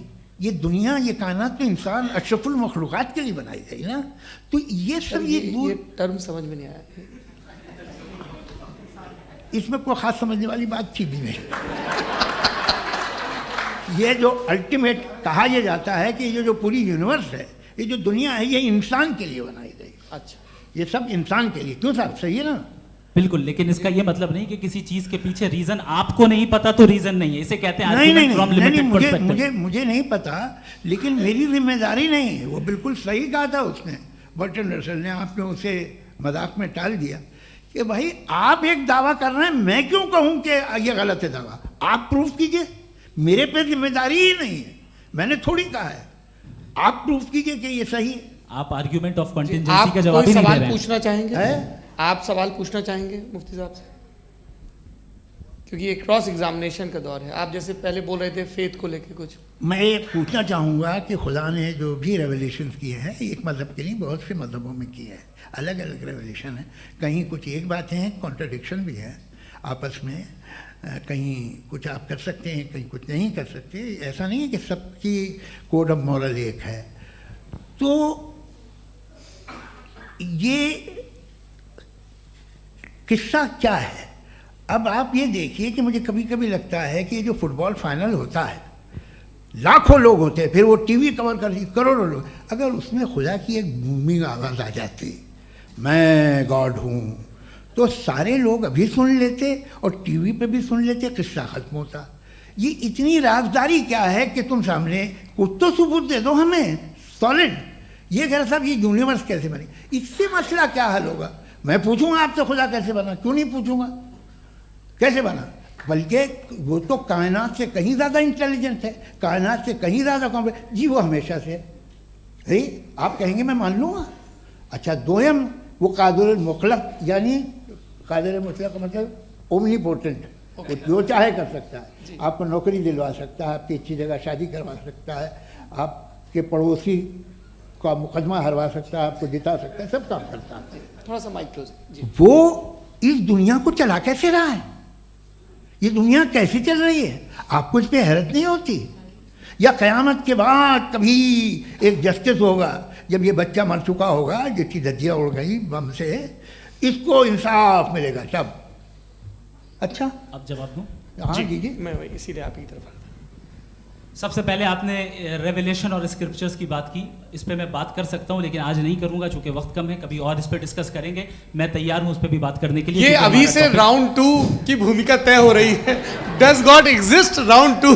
जी, चूंकि आज गॉड के एग्जिस्टेंस पे बात है तो मैं उसी के रिलेटेड जो है आपके सवालात को एंटरटेन भी करूंगा और मैं भी पूछूंगा। आपने कहा कि आपने साबित ही नहीं किया, जबकि आर्ग्यूमेंट ऑफ कॉन्टिंजेंसी बुनियादी आर्ग्यूमेंट है। आप मुझे कॉन्टिजेंसी का मतलब बताइए, आपका मतलब क्या है कॉन्टिजेंसी? कॉन्टिंजेंसी का मतलब यह हुआ कि हर वो वजूद जो किसी भी चीज का पाबंद है, हर वो वजूद या हर वो चीज जो अपने एग्जिस्टेंस में किसी भी चीज के पाबंद है और उससे बाउंड है, उसको उसकी ज़रूरत है, उस पर डिपेंड करती है, तो जाहिर सी बात है कि उसका कोई ना कोई कॉज होता है। ये तो अक्ल की बात है। ये आप रीजनिंग की बात करते हैं, मैं वही कर रहा हूं। दूसरी चीज आपने ये बात कही कि इतने बिलियन लाइट ईयर्स दूर है, उसका मेरा क्या लेना देना। फिर मेरे ख्याल से आपको ये नहीं कहना चाहिए I think therefore I am an atheist. आपको सोचना चाहिए, सिर्फ आप एक लिमिटेड दायरे में रहकर नहीं सोचें बल्कि बाहर निकलकर सोचें। आपने तीसरा सवाल किया, आपने सर, 2-3 सवाल एक ये साथ किए। ऐसी बातें ना कीजिए, कुछ लोगों को इतराज़ हो जाएगा आप पे कि आप कुछ भी सोचिए। ये इजाज़त आपको है नहीं, मुझे है।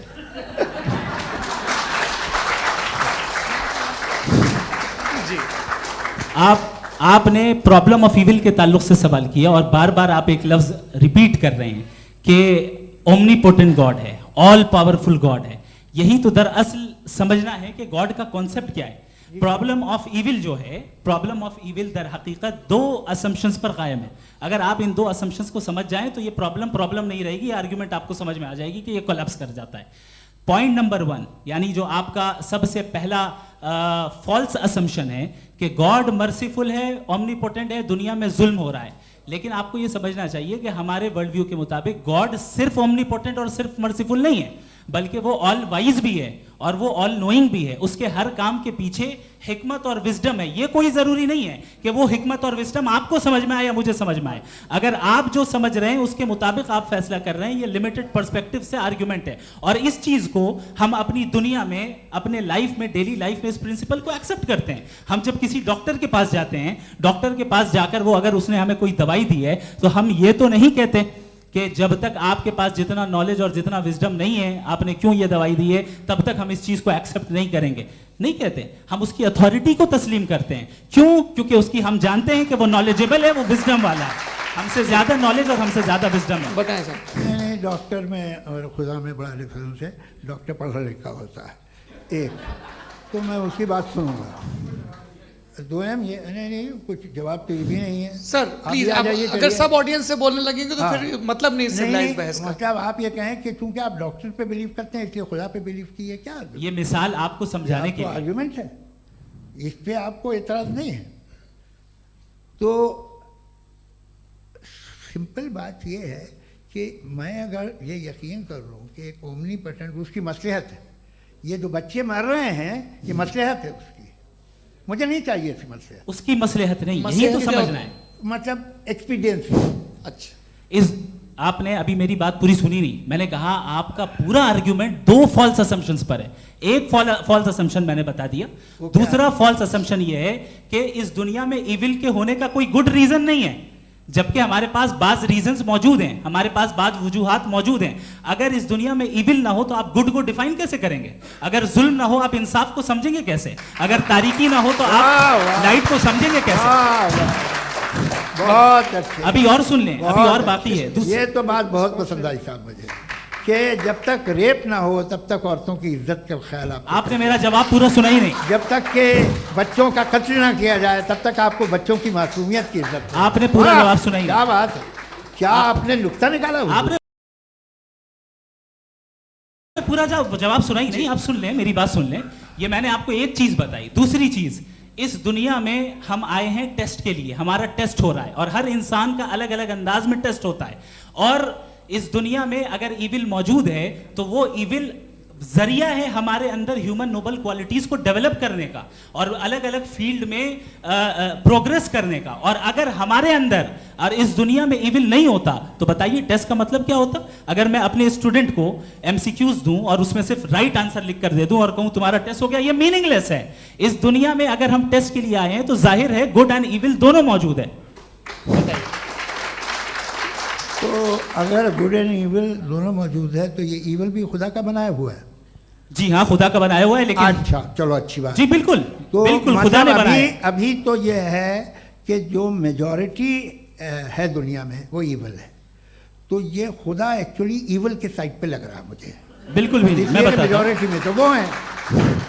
क्या बात कर रहे हैं भाई आप? मैं बहुत कोई भी जो मुंसिफ होगा, चाहे आपका अपना घर हो जिसके आप सबसे बड़े हैं, चाहे आपकी ऑर्गेनाइजेशन हो जो आप चलाते हैं, वहां पर आप इवल रखेंगे साबित करने को कि बाकी लोग शरीफ हैं। मेरी बात सुनिए। क्या ये आर्ग्यूमेंट ही गलत है? अगर कि जब तक के कोई इवल नहीं होगा तब तक के शरीफ आदमी शरीफ नहीं लगेगा। अगर एग्जामिनर गलत ऑप्शन दे रहा है तो एग्जामिनर इविल नहीं हो गया, जो गलत ऑप्शन को सेलेक्ट कर रहा है वो फेल होगा। क्रिएटर ने इविल को बनाया है लेकिन वो इविल नहीं है। अच्छा सुनिए मेरी बात, चलिए, लेट मी कंप्लीट सर। जी जी। क्रिएटर ने इविल को बनाया है टेस्ट के लिए, वो इविल नहीं है। इविल वो होगा जो उसे इख्तियार करेगा। छुरी को बनाने वाला गलत नहीं होता है, छुरी का गलत इस्तेमाल करने वाला गलत होता है। रेप को कैसे गलत इस्तेमाल करते हैं? रेप इंसान के फ्री विल का नतीजा है। ये रेप कैसे गलत इस्तेमाल होता है? ये मुझे अब सुन ले, अब सुन ले। गलत इस्तेमाल होता हाँ मैं बता रहा हूँ ना, कैसे गलत इस्तेमाल? मैं बता रहा हूँ जी। कि जो इविल इस दुनिया में मौजूद है उसके कई सारे तरीके हैं। एक तरीका इंसान का अपना फ्री विल है। अब अगर कोई रेपिस्ट रेप कर रहा है तो इसका गॉड का कसूर नहीं है, वो अपने फ्री विल का गलत इस्तेमाल कर रहा है, उसको सजा मिलनी चाहिए। अच्छा। और उसी के लिए जहन्नम बनाई गई है। ये फ्री विल का भी बड़ा चक्कर। आप जब कोई बुरा काम करते हैं या कोई बुराई होती है तो ये कहा जाता है कि ये फ्री विल है। 7 billion free wills are moving on this planet. 7 billion free will. और एक आदमी अपनी फ्री विल से मुझे कत्ल कर दे तो मैं खुदा की मर्जी से मरा हूँ कि इसकी फ्री विल की वजह से? मेरी मौत खुदा के हाथ है या ये फ्री विल वाले के हाथ है? खुदा ने फ्री विल का निजाम बनाया है और उस निजाम का गलत इस्तेमाल करके कोई आपको मार रहा है, इस्तेमाल करके मेरा कत्ल कर देता है। अब मेरी मौत का जिम्मेदार कौन है? वो इंसान जिम्मेदार है। वो इंसान। जी। तो ये कहना कि और उसको सजा मिलेगी। तो अब आप आगे चलिए कि ये तय करना कि अल्लाह ही या अल्लाह ने खुदा ही जिंदगी देता है, खुदा ही मौत देता है, ये गलत है। बिल्कुल गलत नहीं है। हाँ, नहीं, निजाम उसी ने बनाया फ्री विल का। निजाम मौत और हयात का उसी ने बनाया। You are contradicting yourself. अभी आपने कहा कि एक आदमी ने फ्री विल से आपको मार दिया, इसमें उसे फ्री विल दी गई थी, उसने गलत इस्तेमाल किया। 7 billion free wills are moving on this planet और आप चाह रहे हैं कि मैं सिर्फ खुदा का ध्यान करूं। ये 7 बिलियन फ्री विल्स को मुझे लुक आफ्टर करना पड़ेगा कि नहीं? ये तो तबाहियां कर रही हैं और तबाहियां ज़्यादा हो रही हैं। बिल्कुल। तो अगर आप बताएं अगर खुदा नहीं है फॉर एग्जाम्पल, तो आप इविल को कैसे डिसाइड करेंगे? यानी how can you define evil objectively without God? देखिए दुनिया में 2 तरह के जानवर हैं। एक जो अकेले रहते हैं जंगल में और एक जो ग्रुप्स में रहते हैं। ग्रुप में जो भी रहेगा, चाहे वो आपका फाउंडेशन हो, चाहे कोई क्लब हो, चाहे कोई पॉलिटिकल पार्टी हो, चाहे कोई यूनिट हो, उसमें आपको इंटरैक्ट करने के रूल बनाने पड़ेंगे। यानी लोग तय करेंगे। लोग तय करेंगे। अगर लोगों ने ये तय किया कि किसी का रेप करना सही है, आप जस्टिफाई करेंगे? नहीं, आपका फाउंडेशन तो ये हो गया ना कि लोग ही विल डिसाइड करेंगे। नहीं। अरे दुनिया में ऐसे ग्रुप्स हैं जो रेप को जायज़ मानते हैं सर्टेन हालात में। मैं डिटेल में नहीं जानूंगा, आप भी जानते हैं। ये जो आईसिस वाले थे जिन्होंने क्या किया था, तो उन्होंने क्या किया उसका खुदा से कोई ताल्लुक नहीं है सर। मैंने सिंपल सवाल किया कि इविल को आप डिफाइन करते कैसे हैं? आइए वापस आइए जी। आप साथ में तभी रह सकते हैं जब कुछ आप ऐसे उसूल डेवलप करें जिसमें हर एक का बेसिक तहफ़्फ़ुज़, हर एक का बेसिक राइट हो और हर एक को कोई आराम मिले। यही तरीक़ा है किसी भी ऑर्गेनाइजेशन जिसमें एक से ज़्यादा लोग हैं और वो ऐसे चलती है ज़िंदगी। उसमें अगर आप गड़बड़ करेंगे तो तबाही होगी, नुकसान होगा, बर्बादियाँ आएंगी। और अगर उसमें आप घर ले लीजिए ना, एक हस्बैंड है, एक वाइफ है, बच्चे हैं, वालदा भी हैं, 2 बहनें भी हैं, एक भाई भी है। अब इसमें कोई निज़ाम आपको चाहिए साथ में रहने का, और एक दूसरे पे भरोसा रहे, एक दूसरे के बहीख्वाह हों, एक दूसरे की मदद करें, ऐसी जिंदगी। सर आपकी बात आ गई, आप ये कह रहे हैं कि लोग डिसाइड करेंगे क्या सही है क्या गलत है, यही है? मेजॉरिटी डिसाइड करेगी क्या सही है क्या गलत है? अरे भाई बिल्कुल। मेजॉरिटी अगर ये कहे कि नाजी जर्मनी के साथ जिस तरह मेजॉरिटी थी कि जेनोसाइड करना सही है, आप जस्टिफाई करेंगे?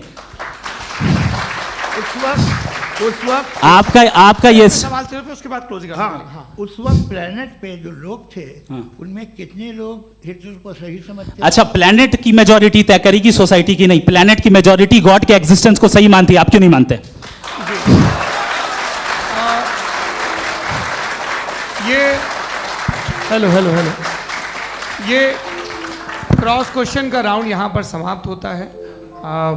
और ये बड़ा अच्छा है कि इस तरह से फ्रेगमेंट कर दिया गया है ताकि जो मरकरी ऊपर जा रहा है नीचे जवाब आ दे जाए। दूं। जी, प्लेनेट की ज़्यादातर मेजॉरिटी कुछ दूसरे मजहबों के खुदा को मानती है। आप उन्हें क्यों नहीं, आप तो मेजॉरिटी की बात कर रहे अच्छा हैं। ये मैंने क्लोजिंग majority की बात- आप ये कह रहे हैं इविल और गुड को डिसाइड मेजॉरिटी करेगी, मेजॉरिटी जो कर दे वो सही हो जाएगा। अरे क्लोजिंग इसको जैसा आप ही लोगों ने तय किया है उसी फॉर्मेट को फॉलो कर लेते हैं। हाँ भाई, मैंने तो भले लोगों पे एतबार किया और तब मॉडरेशन तय किया। जी, आपके पास 5 मिनट का वक्त है, क्लोजिंग आर्ग्यूमेंट है, उसके बाद हम ऑडियंस से क्वेश्चन आंसर लेंगे जावेद साहब की क्लोजिंग आर्ग्यूमेंट के बाद। ओके, टाइम स्टार्ट्स बहुत शुक्रिया। जी।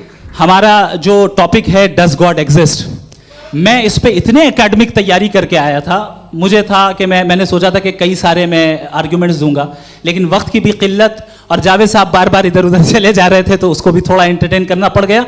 डज गॉड एग्जिस्ट पे मैं एक ही आर्ग्यूमेंट दे पाया। आर्ग्यूमेंट्स बहुत हैं और डेफिनेटिव आर्ग्यूमेंट्स हैं, और मेरे आर्ग्यूमेंट को किसी एक राउंड में भी इन्होंने एंटरटेन नहीं किया और रेफ्यूट नहीं किया। एक राउंड में भी नहीं, एक राउंड में भी नहीं। कौन सा? और ना ही अभी आपका क्लोजिंग आर्ग्यूमेंट आएगा नहीं, वो उसमें। बता देना। Argument of contingency sir. अरे मैं आपसे कई बार कह चुका हूँ कंटीजेंसी का मतलब अब मैं कैसे समझाऊं आपको आपस में, हाँ आप और कितने आसानी से समझाऊं मैं, मुझे तो नहीं समझ में आ रहा है बस। आप अपनी- argument sir, of contingency Urdu में बोल सकते हैं। हाँ, आप अपनी बात पूरी कर लें जी। आखिरी 4 मिनट। दूसरी चीज, just a minute please ma'am, can I talk? दूसरी चीज ये है कि आपने एक तो इसका जवाब नहीं दिया, दूसरा आपने गॉड के ना होने पर कोई डेफिनेटिव आर्ग्यूमेंट नहीं दिया, सिर्फ मजहब पे बात कर रहे हैं आप। मजहब तो आज हमारा टॉपिक ही नहीं था। आज तो हमारा टॉपिक हो, आप मजहब से ले लेकर आईएस तक चले गए। भाई हमारा क्या ताल्लुक है उससे? We condemn them. और उसका गॉड से क्या ताल्लुक है? अगर कोई गलत काम कर रहा है, किसी ने किसी को कत्ल किया, किसी ने किसी का रेप किया, उसको सजा मिलनी चाहिए। और आपके पास कोई भी rational strong foundation of morality नहीं है।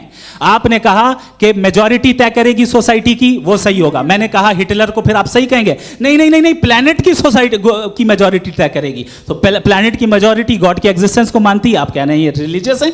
तो यानी आपके पास कोई स्ट्रॉन्ग फाउंडेशन नहीं है ऑब्जेक्टिव मोरालिटी का। ऑब्जेक्टिव मोरालिटी का अगर कोई फाउंडेशन है तो वो सिर्फ गॉड है, गॉड है, गॉड है। थैंक यू जी, ये मुफ्ती शमाइल नदवी साहब का क्लोजिंग आर्ग्यूमेंट था। अब हमारे पास जी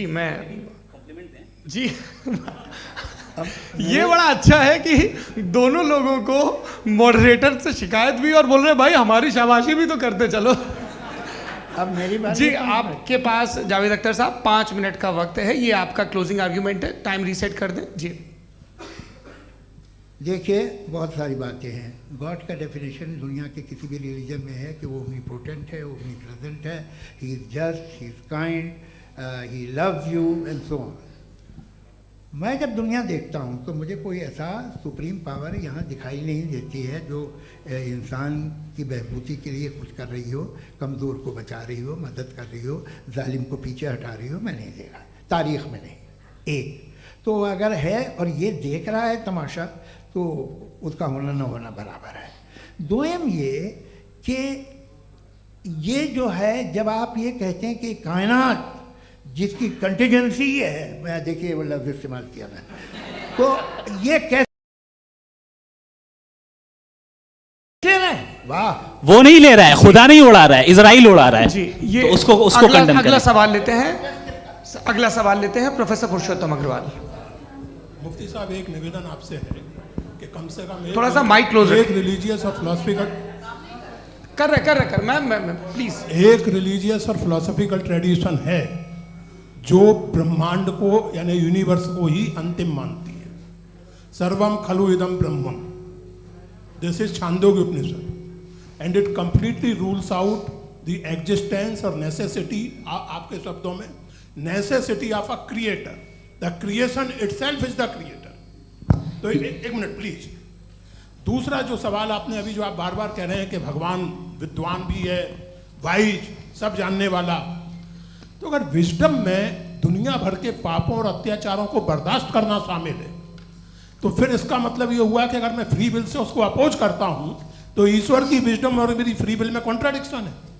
because when I am opposing whatever is happening in Gaza, then I am opposing the God's will और गॉड्स विजडम। जवाब लेते हैं क्योंकि तो गॉड की विजडम में, एक मिनट सर प्लीज सर, ये एक जुमला, गॉड की विजडम है कि गाजा में जो कुछ हो रहा है वो हो रहा है, मैं उसका अपोज कर रहा हूं, तो मैं गॉड की विजडम के खिलाफ जा रहा हूं। एक सवाल। दूसरा ये नहीं, आपने दो ऑलरेडी। सर आप और सवाल कर लें, लेकिन मुझे दो जवाब दे सर, दें। सर, पहले आपने ये सर, कहा, सर, सुनिए मेरी बात सुनिए। भाई इजराइल के सर, गॉड सर, के मुताबिक तुम्हारा ठीक हो रहा है ना? प्रोफेसर, नहीं हो रहा है, ठीक नहीं हो रहा है, मैं बता रहा हूँ क्या हो रहा है। आप तशरीफ रखें, मैं बता रहा हूँ क्या हो रहा है। Let me complete please. एक सेकंड गाइस, एक सेकंड। ये देखिए, ऐसा है कि ये सब बड़ा आपस में विचार विमर्श के बाद ये तय हुआ था कि कुछ नियम बना लिए जाएं ताकि एक टाइम बाउंड बातचीत चले। और भाई साहब, आप बड़ा जरूरी काम कर रहे हैं, लेकिन कैमरे के फ्रेम में आके उस काम को गड़बड़ कर दे रहे हैं। ठीक है गुरु, अब मेरे को कहीं का गुस्सा कहीं निकालना था, सॉरी। नहीं, कोई गुस्सा नहीं है जी। तो प्रोफेसर ने सवाल पूछे, आप उनके जवाब दें, और थोड़ा ये सब लोग थोड़ा ख्याल रखें भाई, सवाल संक्षिप्त रखें जी। आपने दो सवाल किया। सबसे पहला ये कहा कि हमारे पास ये कॉन्सेप्ट है कि ये यूनिवर्स खुद नेसेसरी बीइंग है, creation itself is the creator. How irrational is this कि मैं एग्जिस्ट करूंगा बाद में, लेकिन अभी एग्जिस्ट कर भी रहा हूं, यानी एक ही टाइम में एग्जिस्ट भी कर रहे हैं, नहीं भी कर रहे हैं। This is not true. दूसरी चीज, आपने कहा कि अगर इजराइल में, सॉरी माफ कीजिएगा, Israel doesn't exist, occupied Palestine में अगर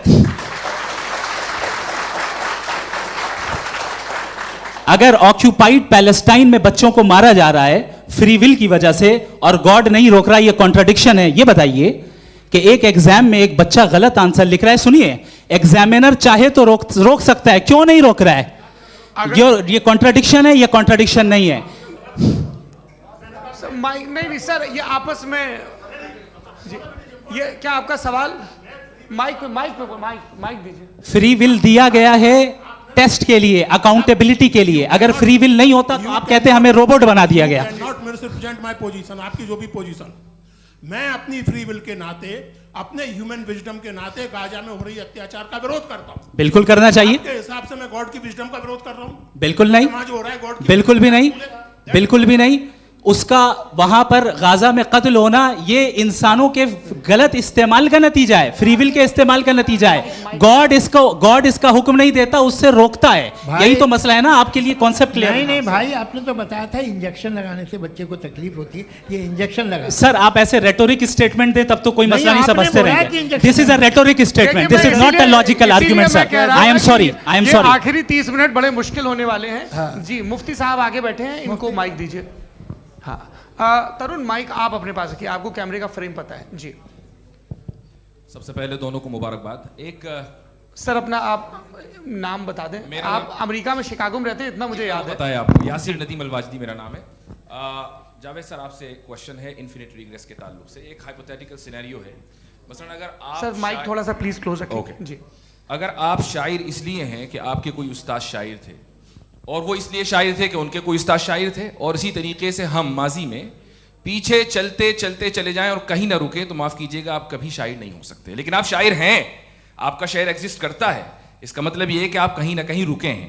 तो मेरा सवाल ये है कि क्या आप इन्फिनिट रिग्रेस ऑफ कॉजेस को लॉजिकल फैलेसी मानते हैं या नहीं मानते? हाँ या ना? मैं इन्हें लॉजिकल फैलेसी नहीं मानता हूँ, लेकिन मेरा प्रॉब्लम ये है कि जब मैं नहीं मानता हूँ तो I will continue with this logic जो फैलेसी नहीं हो। आप एक जगह रुक जाते हैं जाके, आप कहते हैं ये गेंद कैसे बनी, ये जजीरा कैसे बना, ये समंदर कैसे बना, ये ज़मीन कैसे बनी, और अचानक गॉड पे जाके आपको ब्रेक लग जाता है। एक बार आप सवाल नहीं करते कि भाई इनको बनाने वाला तो इनसे भी कॉम्प्लिकेटेड होगा, वो कैसे बना, उसके बारे में आपने इत्मीनान कर लिया, वो हमेशा से है। तो अगर आप उसे हमेशा से मानते हैं तो फिर ये मान लीजिए कि कायनात हमेशा से है, क्या तकलीफ है? फिर हम वजूद में नहीं आते ना। जी हैं?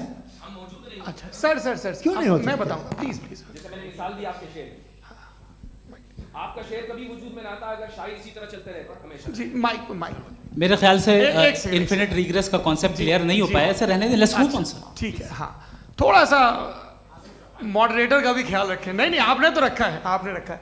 यहाँ पे गौहर रजा साहब हैं, वो भी एक सवाल पूछना चाहते हैं। माइक यहाँ नीचे से ऑन कर दिए, नीचे। पहले तो ये कह दूं कि मैं उन बच्चों से शर्मिंदा हूं जिनको गज़ा में कत्ल किया गया, क्योंकि हमारे होते हुए कत्ल किया गया। लेकिन उससे ज़्यादा शर्मिंदगी इस बात से हुई कि मुझे लगा कि मुफ्ती साहब उसको जस्टिफाई कर रहे हैं। बिल्कुल भी नहीं, आप मुझे बहुत ही लगा- गलत मुझे बात लगा कर- मैं गलत हो सकता हूं। बिल्कुल गलत मैं है। सवाल पूछ रहा हूं। सवाल मैं देखिए, सवाल अगर पूछ रहा हूं। एक सेकंड, मैं जावेद भाई गौर से साहब, एक डिसएग्री सेकंड, करता गौर हूं। साहब, एक सेकंड। देखिए अगर देखिए ऐसा, एक सेकंड आप सर वेट, अरे आप कुछ मेरे पहले मुझे अपनी बात कह लेने दीजिए। अगर ऑडियंस तय करेगी तो फिर मॉडरेटर का मतलब नहीं। मेरा आप सबसे ये कहना है, ये बहस दो लोगों के बीच में है, एक तरफ मुफ्ती साहब, एक तरफ जावेद साहब। पिछले 1.5 घंटे से ये लोग अपने अपने तर्क रख रहे हैं। आपकी इनसे इत्तेफाकी हो सकती है, ना इत्तेफाकी हो सकती है। मेरे उस्ताद मुझे सिखा गए हैं कि मुखामुखम में असहमति की गुंजाइश बची रहनी चाहिए। अगर मैं आपकी बहुत इज्जत करता हूं गौहर साहब, आपने जो कमाल की किताबें लिखी, साइंटिफिक टेम्परामेंट, लेकिन मेरी ये गुजारिश है आप सबसे कि यदि आप इन लोगों ने जो बोला उन पर टिप्पणियां करेंगे तो ना वक्त की पाबंदी रहेगी, ना वो अनुशासन। आप सवाल पूछ लें, उस सवाल में जो बात आ जाए वो आ जाए। मैं जावेद साहब से डिसएग्री करता हूं, इसलिए जावेद साहब से सवाल पूछ रहा हूं। आपका सवाल जावेद अख्तर साहब से और सवाल ये है मेरा कि जावेद साहब ने कई बार लॉजिक का इस्तेमाल किया कि साइंस में लॉजिक है और रिलीजन में लॉजिक नहीं है। मेरा ख्याल ये है कि रिलीजन में भी लॉजिक है, लेकिन उस लॉजिक की बेसिस ये है कि आप रुक जाते हैं, जिसका जिक्र जावेद साहब ने बार बार किया, यानी खुदा के तसव्वुर पे आते हुए, गॉड के तसव्वुर पे आते हुए रुक जाते हैं। और इसमें सवाल पूछना मतलब फॉरबिडन होता है। सवाल यह है कि क्या जावेद साहब इससे एग्री करते हैं कि साइंस की लॉजिक अलग है और रिलीजन की लॉजिक अलग है?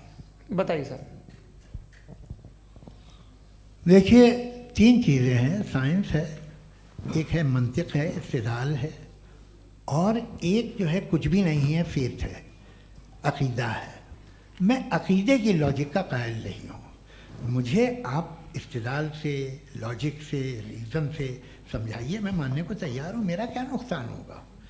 लेकिन ये कि अकीदे पे मैं नहीं जा सकता हूँ। अकीदे का मतलब है कि तुम ये मान लो, सवाल ना करो, ये नहीं। आप सारी बातें करके, बड़ी साइंटिफिक बातें करके एक जगह जाके खुदा के वजूद पे रुक जाते हैं, सरेंडर कर देते हैं। मैं सरेंडर करने को तैयार नहीं। That's all. जी, ये आगे सर बैठे हुए हैं, इनको माइक दीजिए। भाई वो आप पूछना चाह रहे थे ना भाई? हाँ, नहीं मैं थैंक यू जी। आपका नाम? आसिम इफ्तिखार। आसिम जी, पूछिए।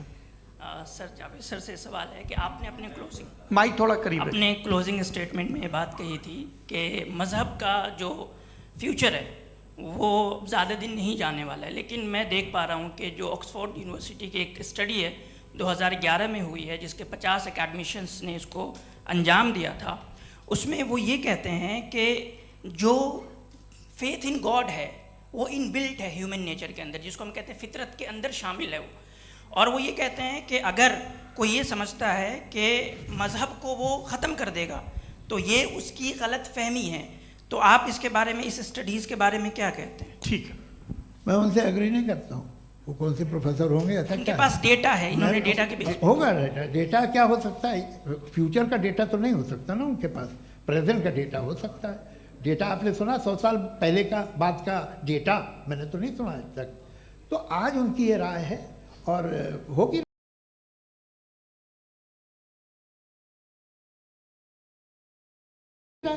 ठीक है, दुनिया में तरह तरह की राय है लोग, लेकिन मैं समझता हूँ कि वक्त के साथ इंसान ज़्यादा से ज़्यादा रीजनेबल और लॉजिकल होता जा रहा है। आज आप देखिए वेस्टर्न यूरोप में क्या परसेंटेज है नॉन बिलीवर्स की, बहुत हाई। वहाँ चर्च खाली पड़े होते हैं। तो अल्टीमेटली तो इंसान कोई ऐसी बात बहुत अरसे तक नहीं मान सकेगा, चाहे गलत या सही, जो उससे उसके दिमाग को, उसके जहन को, उसके लॉजिक को अपील न करे। वो कह रहे हैं तो ऑक्सफोर्ड के होंगे तो कैम्ब्रिज के होंगे, तो मुझे क्या लेना देना। उनका डेटा मुस्तकबिल का नहीं हो सकता है। जी दीपक, हाँ पूछिए। मैं आऊँगा, अभी पीछे की साइड भी आऊँगा, माइक वहीं भेजूंगा 2-3 साल के लिए। जी जावेद साहब, आपसे सवाल है। नमस्ते अरे भाई सर, अगर आप ही लोग तय करना है तो फिर 200 लोग तय कर लें। ये एक साथ पूछ नहीं रहे सर, हैं। Please don't do this sir. Everybody has a right sir, but we can only take Okay. Selected questions.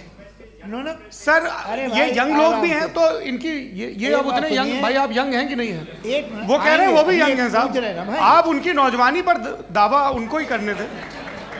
हाँ मुफ्ती साहब आप यंग, हाँ पूछे। अरे भैया सर, मेरा सवाल ये है। कुछ इनसे भी तो पूछो। जी हाँ। नहीं, बस आपसे एक सवाल है। जैसे थीस्टों के पास अपने जो ईश्वर को मानते हैं उनके पास अपने सोशल गेट टुगेदर्स हैं। 5 रोज़ आज क्रिसमस आने वाला है, होली है, दिवाली है, ईद है। एथिस्ट क्या ऑफर कर रहे हैं? मतलब मैं इनकी दुकान से बोलूं, मैं आना चाहता हूं उस तरफ, पर मैं अट्रैक्ट नहीं हो पा रहा हूं। मैं सोशल गेट टुगेदर्स क्या है आपके पास? वो ये कह रहे हैं कि जो धार्मिक लोग हैं, अलग अलग धर्म के लोग, उनके उत्सव त्योहार कांग्रेगेशन वही बहुत बात। हैं। अब आपको मैं एक सुनाता हूँ, यहाँ हिस्टोरियन भी बैठे हैं। मृदुला जी आप बताइएगा सही है कि नहीं। ये एक कॉन्स्टेंटाइन, एक ग्रीक रोमन बादशाह था जो क्रिश्चियनिटी आने के 400 साल बाद उसने डिसाइड किया कि मैं क्रिश्चियन हो जाऊंगा, मेरी पूरी स्टेट कैंसिल हो जाएगी। उस ज़माने में ऐसे ही होता था, राजा जो धर्म इख्तियार करता था वो जनता भी कर लेती थी। इसलिए कि वो हो गया था बैंकक्रप्ट, और उसे जो मेडिटेरियन कोस्ट के रिच क्रिश्चियन वो थे मर्चेंट, उससे पैसा चाहिए था। तो उसने कहा यार क्रिश्चियन हो जाओ। तो उसने अपने वजीर से कहा कि भाई ये हिस्ट्री है कि अब हम लोग क्रिश्चियन हो जाते हैं। कहते सर हो जाएंगे, कोई प्रॉब्लम नहीं है, लेकिन एक प्रॉब्लम ये है कि 17 दिसंबर से 25 दिसंबर तक जो पेगन फेस्टिवल होता, जो पेगन थे वो लोग, जो फेस्टिवल होता है वो बंद हो जाएगा, इसलिए कि हम क्रिश्चियन हो गए तो होगा नहीं। तो वो बच्चों को बहुत बुरा लगेगा, पब्लिक को बहुत इन्जॉय करते हैं, ख़ासतौर से 25 को मेन डे। उसने कहा हाँ ये तो सही कह रहे हो। ये जीसस क्राइस्ट की पैदाइश कब थी? कहते साहब वो अप्रैल में थी। नहीं कट करो, वो 25 दिसंबर को है। यह हकीकत है जी। और 400 साल बाद क्रिश्चियनिटी के अप्रैल से दिसंबर ले आए, और इसलिए कि यहाँ पेगन फेस्टिवल होता था। अब मनाते हैं आप आराम से। ये जो सारे फेस्टिवल हैं ये रिलीजन से, हर एक को एक इंटरटेनमेंट डिपार्टमेंट चाहिए होता है अपनी कंपनी चलाने के लिए। तो ये रिलीजन ने, ये सेकुलर त्यौहार थे जिन्हें रिलीजन्स ने ले लिया है।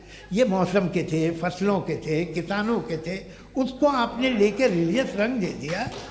ये कोई रिलीजन से थोड़ी आए हैं आप। अच्छा हमें देखिए, हम तो मुल्द हैं, हम ईद मनाते हैं, हम दिवाली मनाते हैं, हम होली मनाते हैं, हम क्रिसमस मनाते हैं।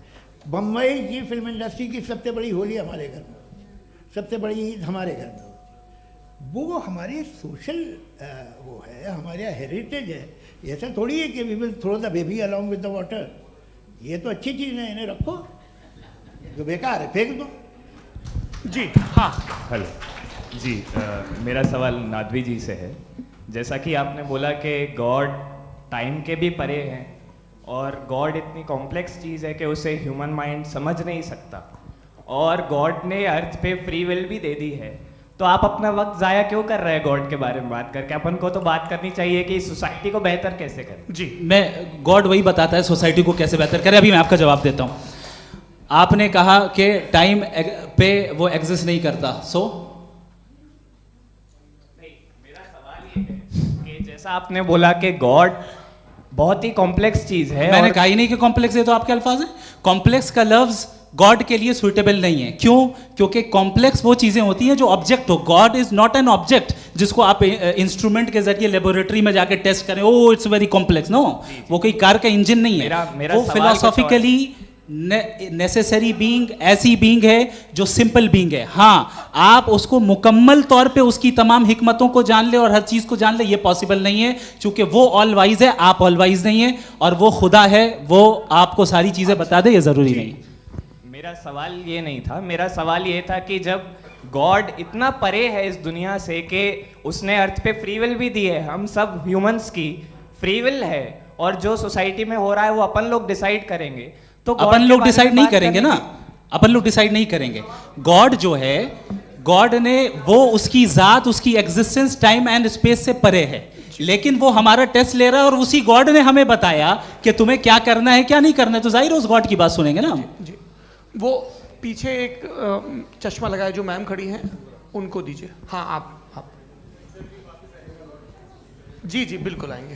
देखिए मैं कोशिश कर रहा हूँ सब तरफ जाने की। हाँ, उनको दीजिए माइक। जी, हेलो सर, मैं ओमनी प्रेजेंट नहीं हूँ, टाइम पाबंद हूँ और जहाँ तक कोशिश कर सकता हूँ करूँगा। जी, अपना नाम बताइए। मेरा नाम उर्सुला है, मैं दिल्ली यूनिवर्सिटी की एक स्टूडेंट हूँ और मैं स्टूडेंट फेडरेशन ऑफ इंडिया से हूँ। मेरा सवाल मुफ्ती जी से है कि इस हॉल के इस कमरे में बैठ के हम लोग रेप की मोरालिटी के बारे में फिलोसफिकली बात तो कर सकते हैं, बट असलियत ये है कि रोज़मर्रा की ज़िंदगी में औरतें रेप के थ्रू गुजरती हैं, और हम लोग सिर्फ नंबर्स पे इस तरह नहीं देख सकते, क्योंकि कितनी औरतें हैं इन कंट्रीज़ में जहाँ पे आप बता रहे हैं कि केसेस कम हैं, जिनका एक्सेस है कि वो जाके केस फाइल कर सकें। कितनी औरतें हैं जो जिनको काम करने की आज़ादी है उन कंट्रीज़ में। यूरोप में ये आज़ादी आ गई, यूरोप में ये रूल्स आ गए, तो हम आज उसके बारे में बात कर पा रहे हैं। जी, जवाब। आपने ये कहा कि कमरे में बंद होकर हम लोग इस पर फिलोसफिकली बात कर सकते हैं, लेकिन हकीकत में क्या हो रहा है, वो ग्राउंड लेवल पे क्या हो रहा है जो बहुत गलत हो रहा है, और वो सफ़र कर रही हैं। आई एग्री, बहुत गलत हो रहा है, और जो गलत हो रहा है उसको हमें रोकना है। और क्यों रोकना है, वो गलत क्यों है, हमारे पास इसका ऑब्जेक्टिव फाउंडेशन है, इनके पास उसका ऑब्जेक्टिव फाउंडेशन नहीं है। मैं ये कहना चाह रहा हूँ कि जहाँ पे भी जुल्म हो रहा है, जहाँ पे भी औरत पे जुल्म हो रहा है, या उसकी इज्जत लूटी जा रही है, या उसे तकलीफ पहुँचाई जा रही है, और सिर्फ औरत नहीं, किसी इंसान के ऊपर भी जुल्म हो रहा है, तो उसके खिलाफ खड़ा होना, ये मॉरलिटी हमारे पास गॉड के पास से आई है। वरना जावेद साहब तो कह रहे हैं कि जो है मेजॉरिटी डिसाइड करेगी, तो मेजॉरिटी तो कभी भी बदल सकती है। क्या आप नातू?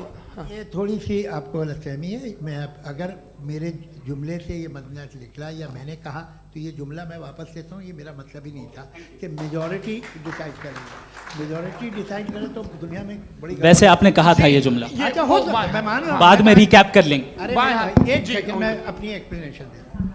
मुनासिब बात यह है कि हम सब के सब दिल में जानते हैं कि क्या अच्छा है क्या बुरा है, हमें पता है अच्छी तरह से। जो लोग बुरे काम करते हैं उन्हें भी मालूम अच्छा क्या है। यही तो सवाल था हजरत कि फिर ये मोरालिटी आई कहाँ से? Cross examination. हाँ जी, हाँ। मोरालिटी साथ रहने की डिजायर से आई है। यानी साथ रहकर जो कुछ कह दे, जो कुछ कर दे, वो हो जाएगा? नहीं नहीं, तो आप कायदे से रह ही कर सकते हैं जब तक लोगों में मोरालिटी हो, वरना क्यास हो जाएगा। ये आपको कैसे पता? जी, हमने देखा ना, जहाँ मोरालिटी का क्यास हो गया, हम देखते हैं। कहाँ पे देखते भाई? दुनिया में। आप जो कह रहे हैं, आप कहीं पे अगर गलत हो रहा है, इस बहस तो के उसको बाद आप में गलत देखिए। आप एपिस्टेमोलॉजी की बात कर रहे हैं, मैं ऑन्टोलॉजी की बात कर रहा हूँ। मैं इस बहस के बाद आप दोनों लोगों को चाय पे होस्ट करूंगा, वहां पे क्रॉस एग्जामिनेशन कर लीजिएगा। अभी ऑडियंस का हक मार रहे हैं आप लोग भाई, सर जस्ट लोग हैं आप लोग। और ये भाई ये हाँ, उधर आएंगे, इनको भी। जी सर, आएंगे। अच्छा सर मेरा नाम लईकुर रहमान है और मैं अलीगढ़ मुस्लिम यूनिवर्सिटी का स्टूडेंट हूँ, और जहाँ तक मुझे पता है कि sir you are also product of Aligarh Muslim university. मैं भी उसी चमन का बुलबुल। हाँ सर, तो बहुत खुशी हुई मुझे जान करके कि मैं आपसे मिलूंगा। सवाल सर, मेरा सवाल यह है, सर सैयद अलैहिर्रहमा का नज़रिया यह था कि खुदा के वजूद को अक़ल के दायरे में रह कर के तलाश करना, न कि पूरी तौर से उसका इनकार कर देना। Sir, how will you define it? नहीं, तो ये तो आप इन्हें बताइए। ये सवाल आपसे खुदा का वजूद साबित कर रहे हैं। तो सर आपने इनकार कर रखा है, इस वजह से मेरा क्वेश्चन उन्होंने यही सर से, एक सेकंड, सर सैयद ने यही कहा ना कि अक्ल से आप खुदा के वजूद को साबित नहीं कर सकते, यही कहा ना भाई। वो उन्होंने कहा कर सकते हैं और वो कर दिया गया आज। वो फ़ोन दो। तलाश करना या साबित करना अक्ल से अक्ल से नहीं हो सकता। अरे सवाल तो सुन लीजिए जी। अक्ल से नहीं हो सकता है, यही कहा ना आपने। अक्ल से हो सकता है। अरे वो यही कह रहे हैं भाई, आप बता रहे हो सकता है, वो तो कुछ और। आप अगर सर देखो नौजवान, फोन ले लो, देखो नौजवान, फोन ले लो। वो इतनी कमाल की यूनिवर्सिटी है। अरे भाई दे दो ना जरा, एक मिनट दे दो भाई, मेरी बात सुनो, नहीं, माइक मैं पे बोलो ताकि जो लाखों लोग देख रहे हैं। माइक दे दो ना। अरे देंगे ना माइक, तुम ठहरो तो। हाँ सर, मेरा सवाल ये था कि सर सैयद अलैहि रहमा का एक नज़रिया था अपना कि खुदा का जो वजूद है उसको अक़ल के दायरे में रह कर के तलाश करना है, न कि पूरे तौर से इनकार कर देना है। ये उनका कॉन्सेप्ट था।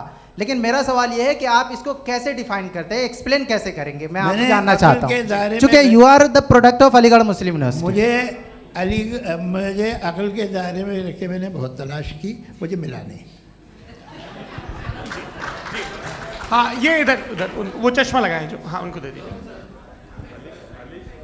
जी जी फटाफट पूछिए, बस 5 मिनट है, 5 मिनट में खत्म हो रहा है। हाँ अस्सलाम वालेकुम मुफ्ती साहब। एंड मेरा सवाल जावेद अख्तर साहब से। क्या नाम है आपका? अरे भैया सब मुझे पूछ रहे हो।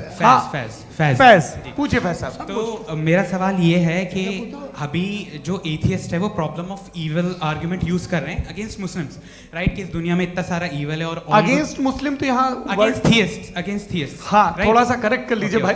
पूरी मशक्कत ही इसी बात की थी कि किसी एक मजहब पे बात न टिके। जी, तो बेसिकली ये आर्ग्यूमेंट ऐसा है कि इस दुनिया में इतना ज़्यादा ईवल एग्जिस्ट करता है और अगर एक ऑल गुड गॉड है तो वो रोकता क्यों नहीं है? लेकिन इस सवाल में एक हिडन अजम्पशन ये है कि इस दुनिया में ईवल एग्जिस्ट करता है। अब एथियस्ट ये कैसे ऑन्टोलॉजिकली प्रूव कर सकते हैं कि इस दुनिया में ईवल एग्जिस्ट करता है? मैं आपको बताता हूँ, थोड़ा सा समझा। नहीं सर, हम लोग इनको सुनने आए। नहीं please don't do that. I want to explain ontologically. नहीं हम समझ गए सर, इनको अब जवाब देने दीजिए। अच्छा सवाल पूछ लो। मैं अभी तक क्या था वो मैं थोड़ा सा ऐड ऑन कर लेता हूँ। तुम गुरु, तो हम जब इसका राउंड 13 करेंगे ना तब तुमको स्टेज पे बिठाएंगे। जी तो हाँ जल्दी से। तो देखिए एथियज्म के हिसाब से सब कुछ रैंडमली बन गया है, सब कुछ एटम्स और मॉलिक्यूल्स है। एक पत्थर में और मुझ में सिर्फ इतना फर्क है कि हम लोग एटम्स और मॉलिक्यूल्स का अलग अलग रीअरेंजमेंट है। अब एक पत्थर को कोई इंसान तलवार से 2 टुकड़ों में काट दे या मुझे, according to atheism it is same. There is no evil and good according to atheism. जी अच्छा, फैज साहब का सवाल ये है कि हाँ कोशिश भी करते तो इससे गलत सवाल नहीं कर पाते। एक लाइफ फॉर्म है और लाइफ फॉर्म में फीलिंग्स हैं, मतलब लाइफ फॉर्म सुनता है, देखता है, टेस्ट कर सकता है, फील कर सकता है। तो उसकी ये जो क्वालिटी इस बबल में आ गई हैं, वो जानवर में भी है, इंसान में भी है। तो जाहिर है कि उसे कोई तकलीफ पहुंचेगी, तो चूंकि उसके पास वो सेंसिटिविटी है तो मैं करेगा। पत्थर में वो सेंसिटिविटी नहीं है। तो ये क्या सवाल हुआ कि अगर पत्थर को काटा तो पत्थर को तकलीफ नहीं होती, तो आपको काटे तो आपको क्यों तकलीफ हो? बैठ जाइए। जी हाँ अगला सवाल। हाँ पूछे जी जावेद अख्तर साहब। अरे भैया सब आप लोग मुफ्ती साहब को छोड़ रहे हैं, तो मेरे ही पीछे पड़े हैं क्या? चलो बोलो भाई। You asked how God can exist when children die in Gaza. हाँ?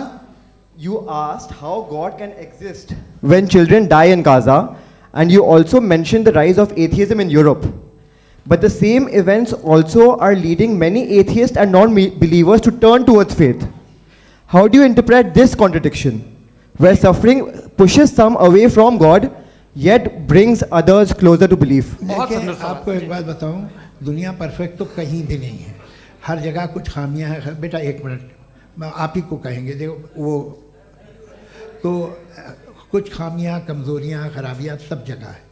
लेकिन अगर देखोगे ईमानदारी से कि दुनिया सबसे ज़्यादा महज़ब कहाँ है, एक आम शहरी को कहाँ हुकूक हासिल हैं, वो बोल सकता है, अपनी मर्ज़ी से काम कर सकता है, अपनी मर्ज़ी से राय दे सकता है, हुकूमत के ख़िलाफ़ बोल सकता है, बरसर इक़्तिदार लोगों के बारे में बोल सकता है, सरमायादारों के ख़िलाफ़ बोल सकता है। तो आपको ये स्कैंडिनेवियन कंट्रीज़ में मिलेगा, वेस्टर्न यूरोप में मिलेगा। मैं नहीं कह रहा वो परफेक्ट है, बिल्कुल नहीं, वहाँ बहुत ख़राबियाँ भी हैं, परफेक्ट तो कोई।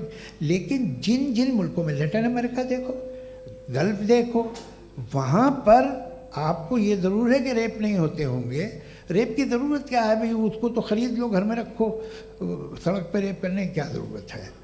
मगर सुनिए, मगर हकीकत ये है कि वहाँ शख्सी आज़ादी राय देने की, बोलने की नहीं है। जी, ये एक आखिरी सवाल मुफ्ती साहब से। हाँ मैम, इनको माइक दीजिए। शुक्रिया।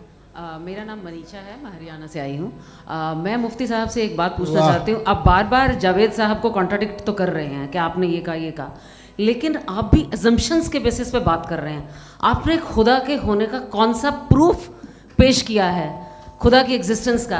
अब इस सवाल को अलग रहने दीजिए, कौन एथीस्ट है कौन नहीं है। और दूसरी बात जो आपने एक छोटी सी कही थी कि ये फ्री विल का इस्तेमाल करता है इंसान अपनी, लेकिन उस फ्री विल का इस्तेमाल में मतलब खुदा ने ये दे दी सबको ये इजाज़त कि वो कितना घिनौनापन और कितने ज़्यादा ख़राब से ख़राब तरीके इस्तेमाल कर सकते हैं। जवाब सुनते जी।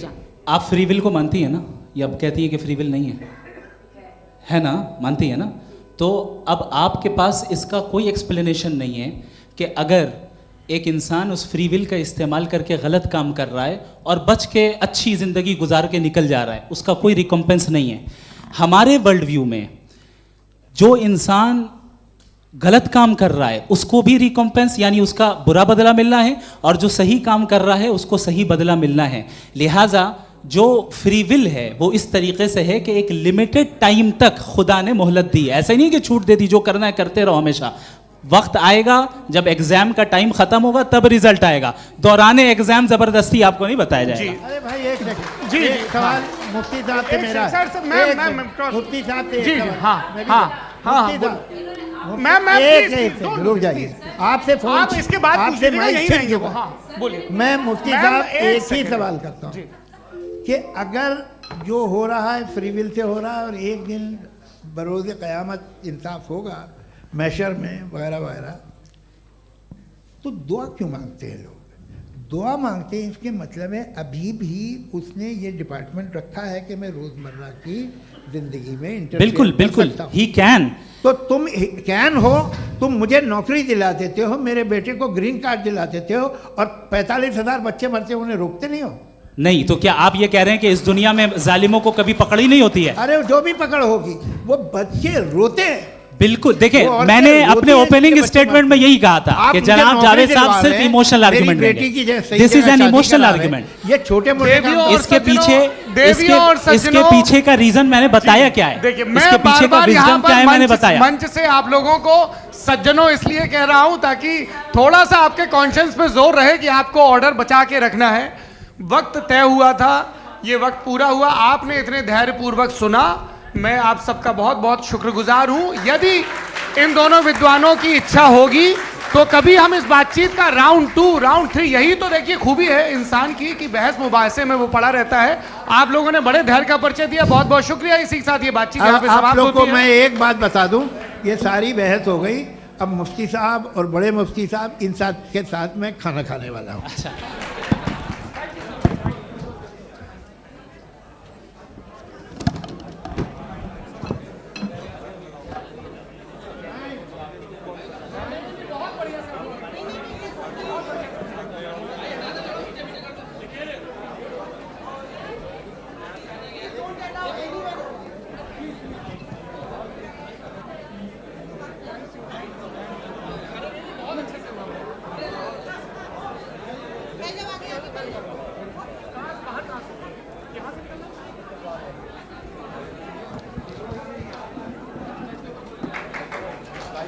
Thank you.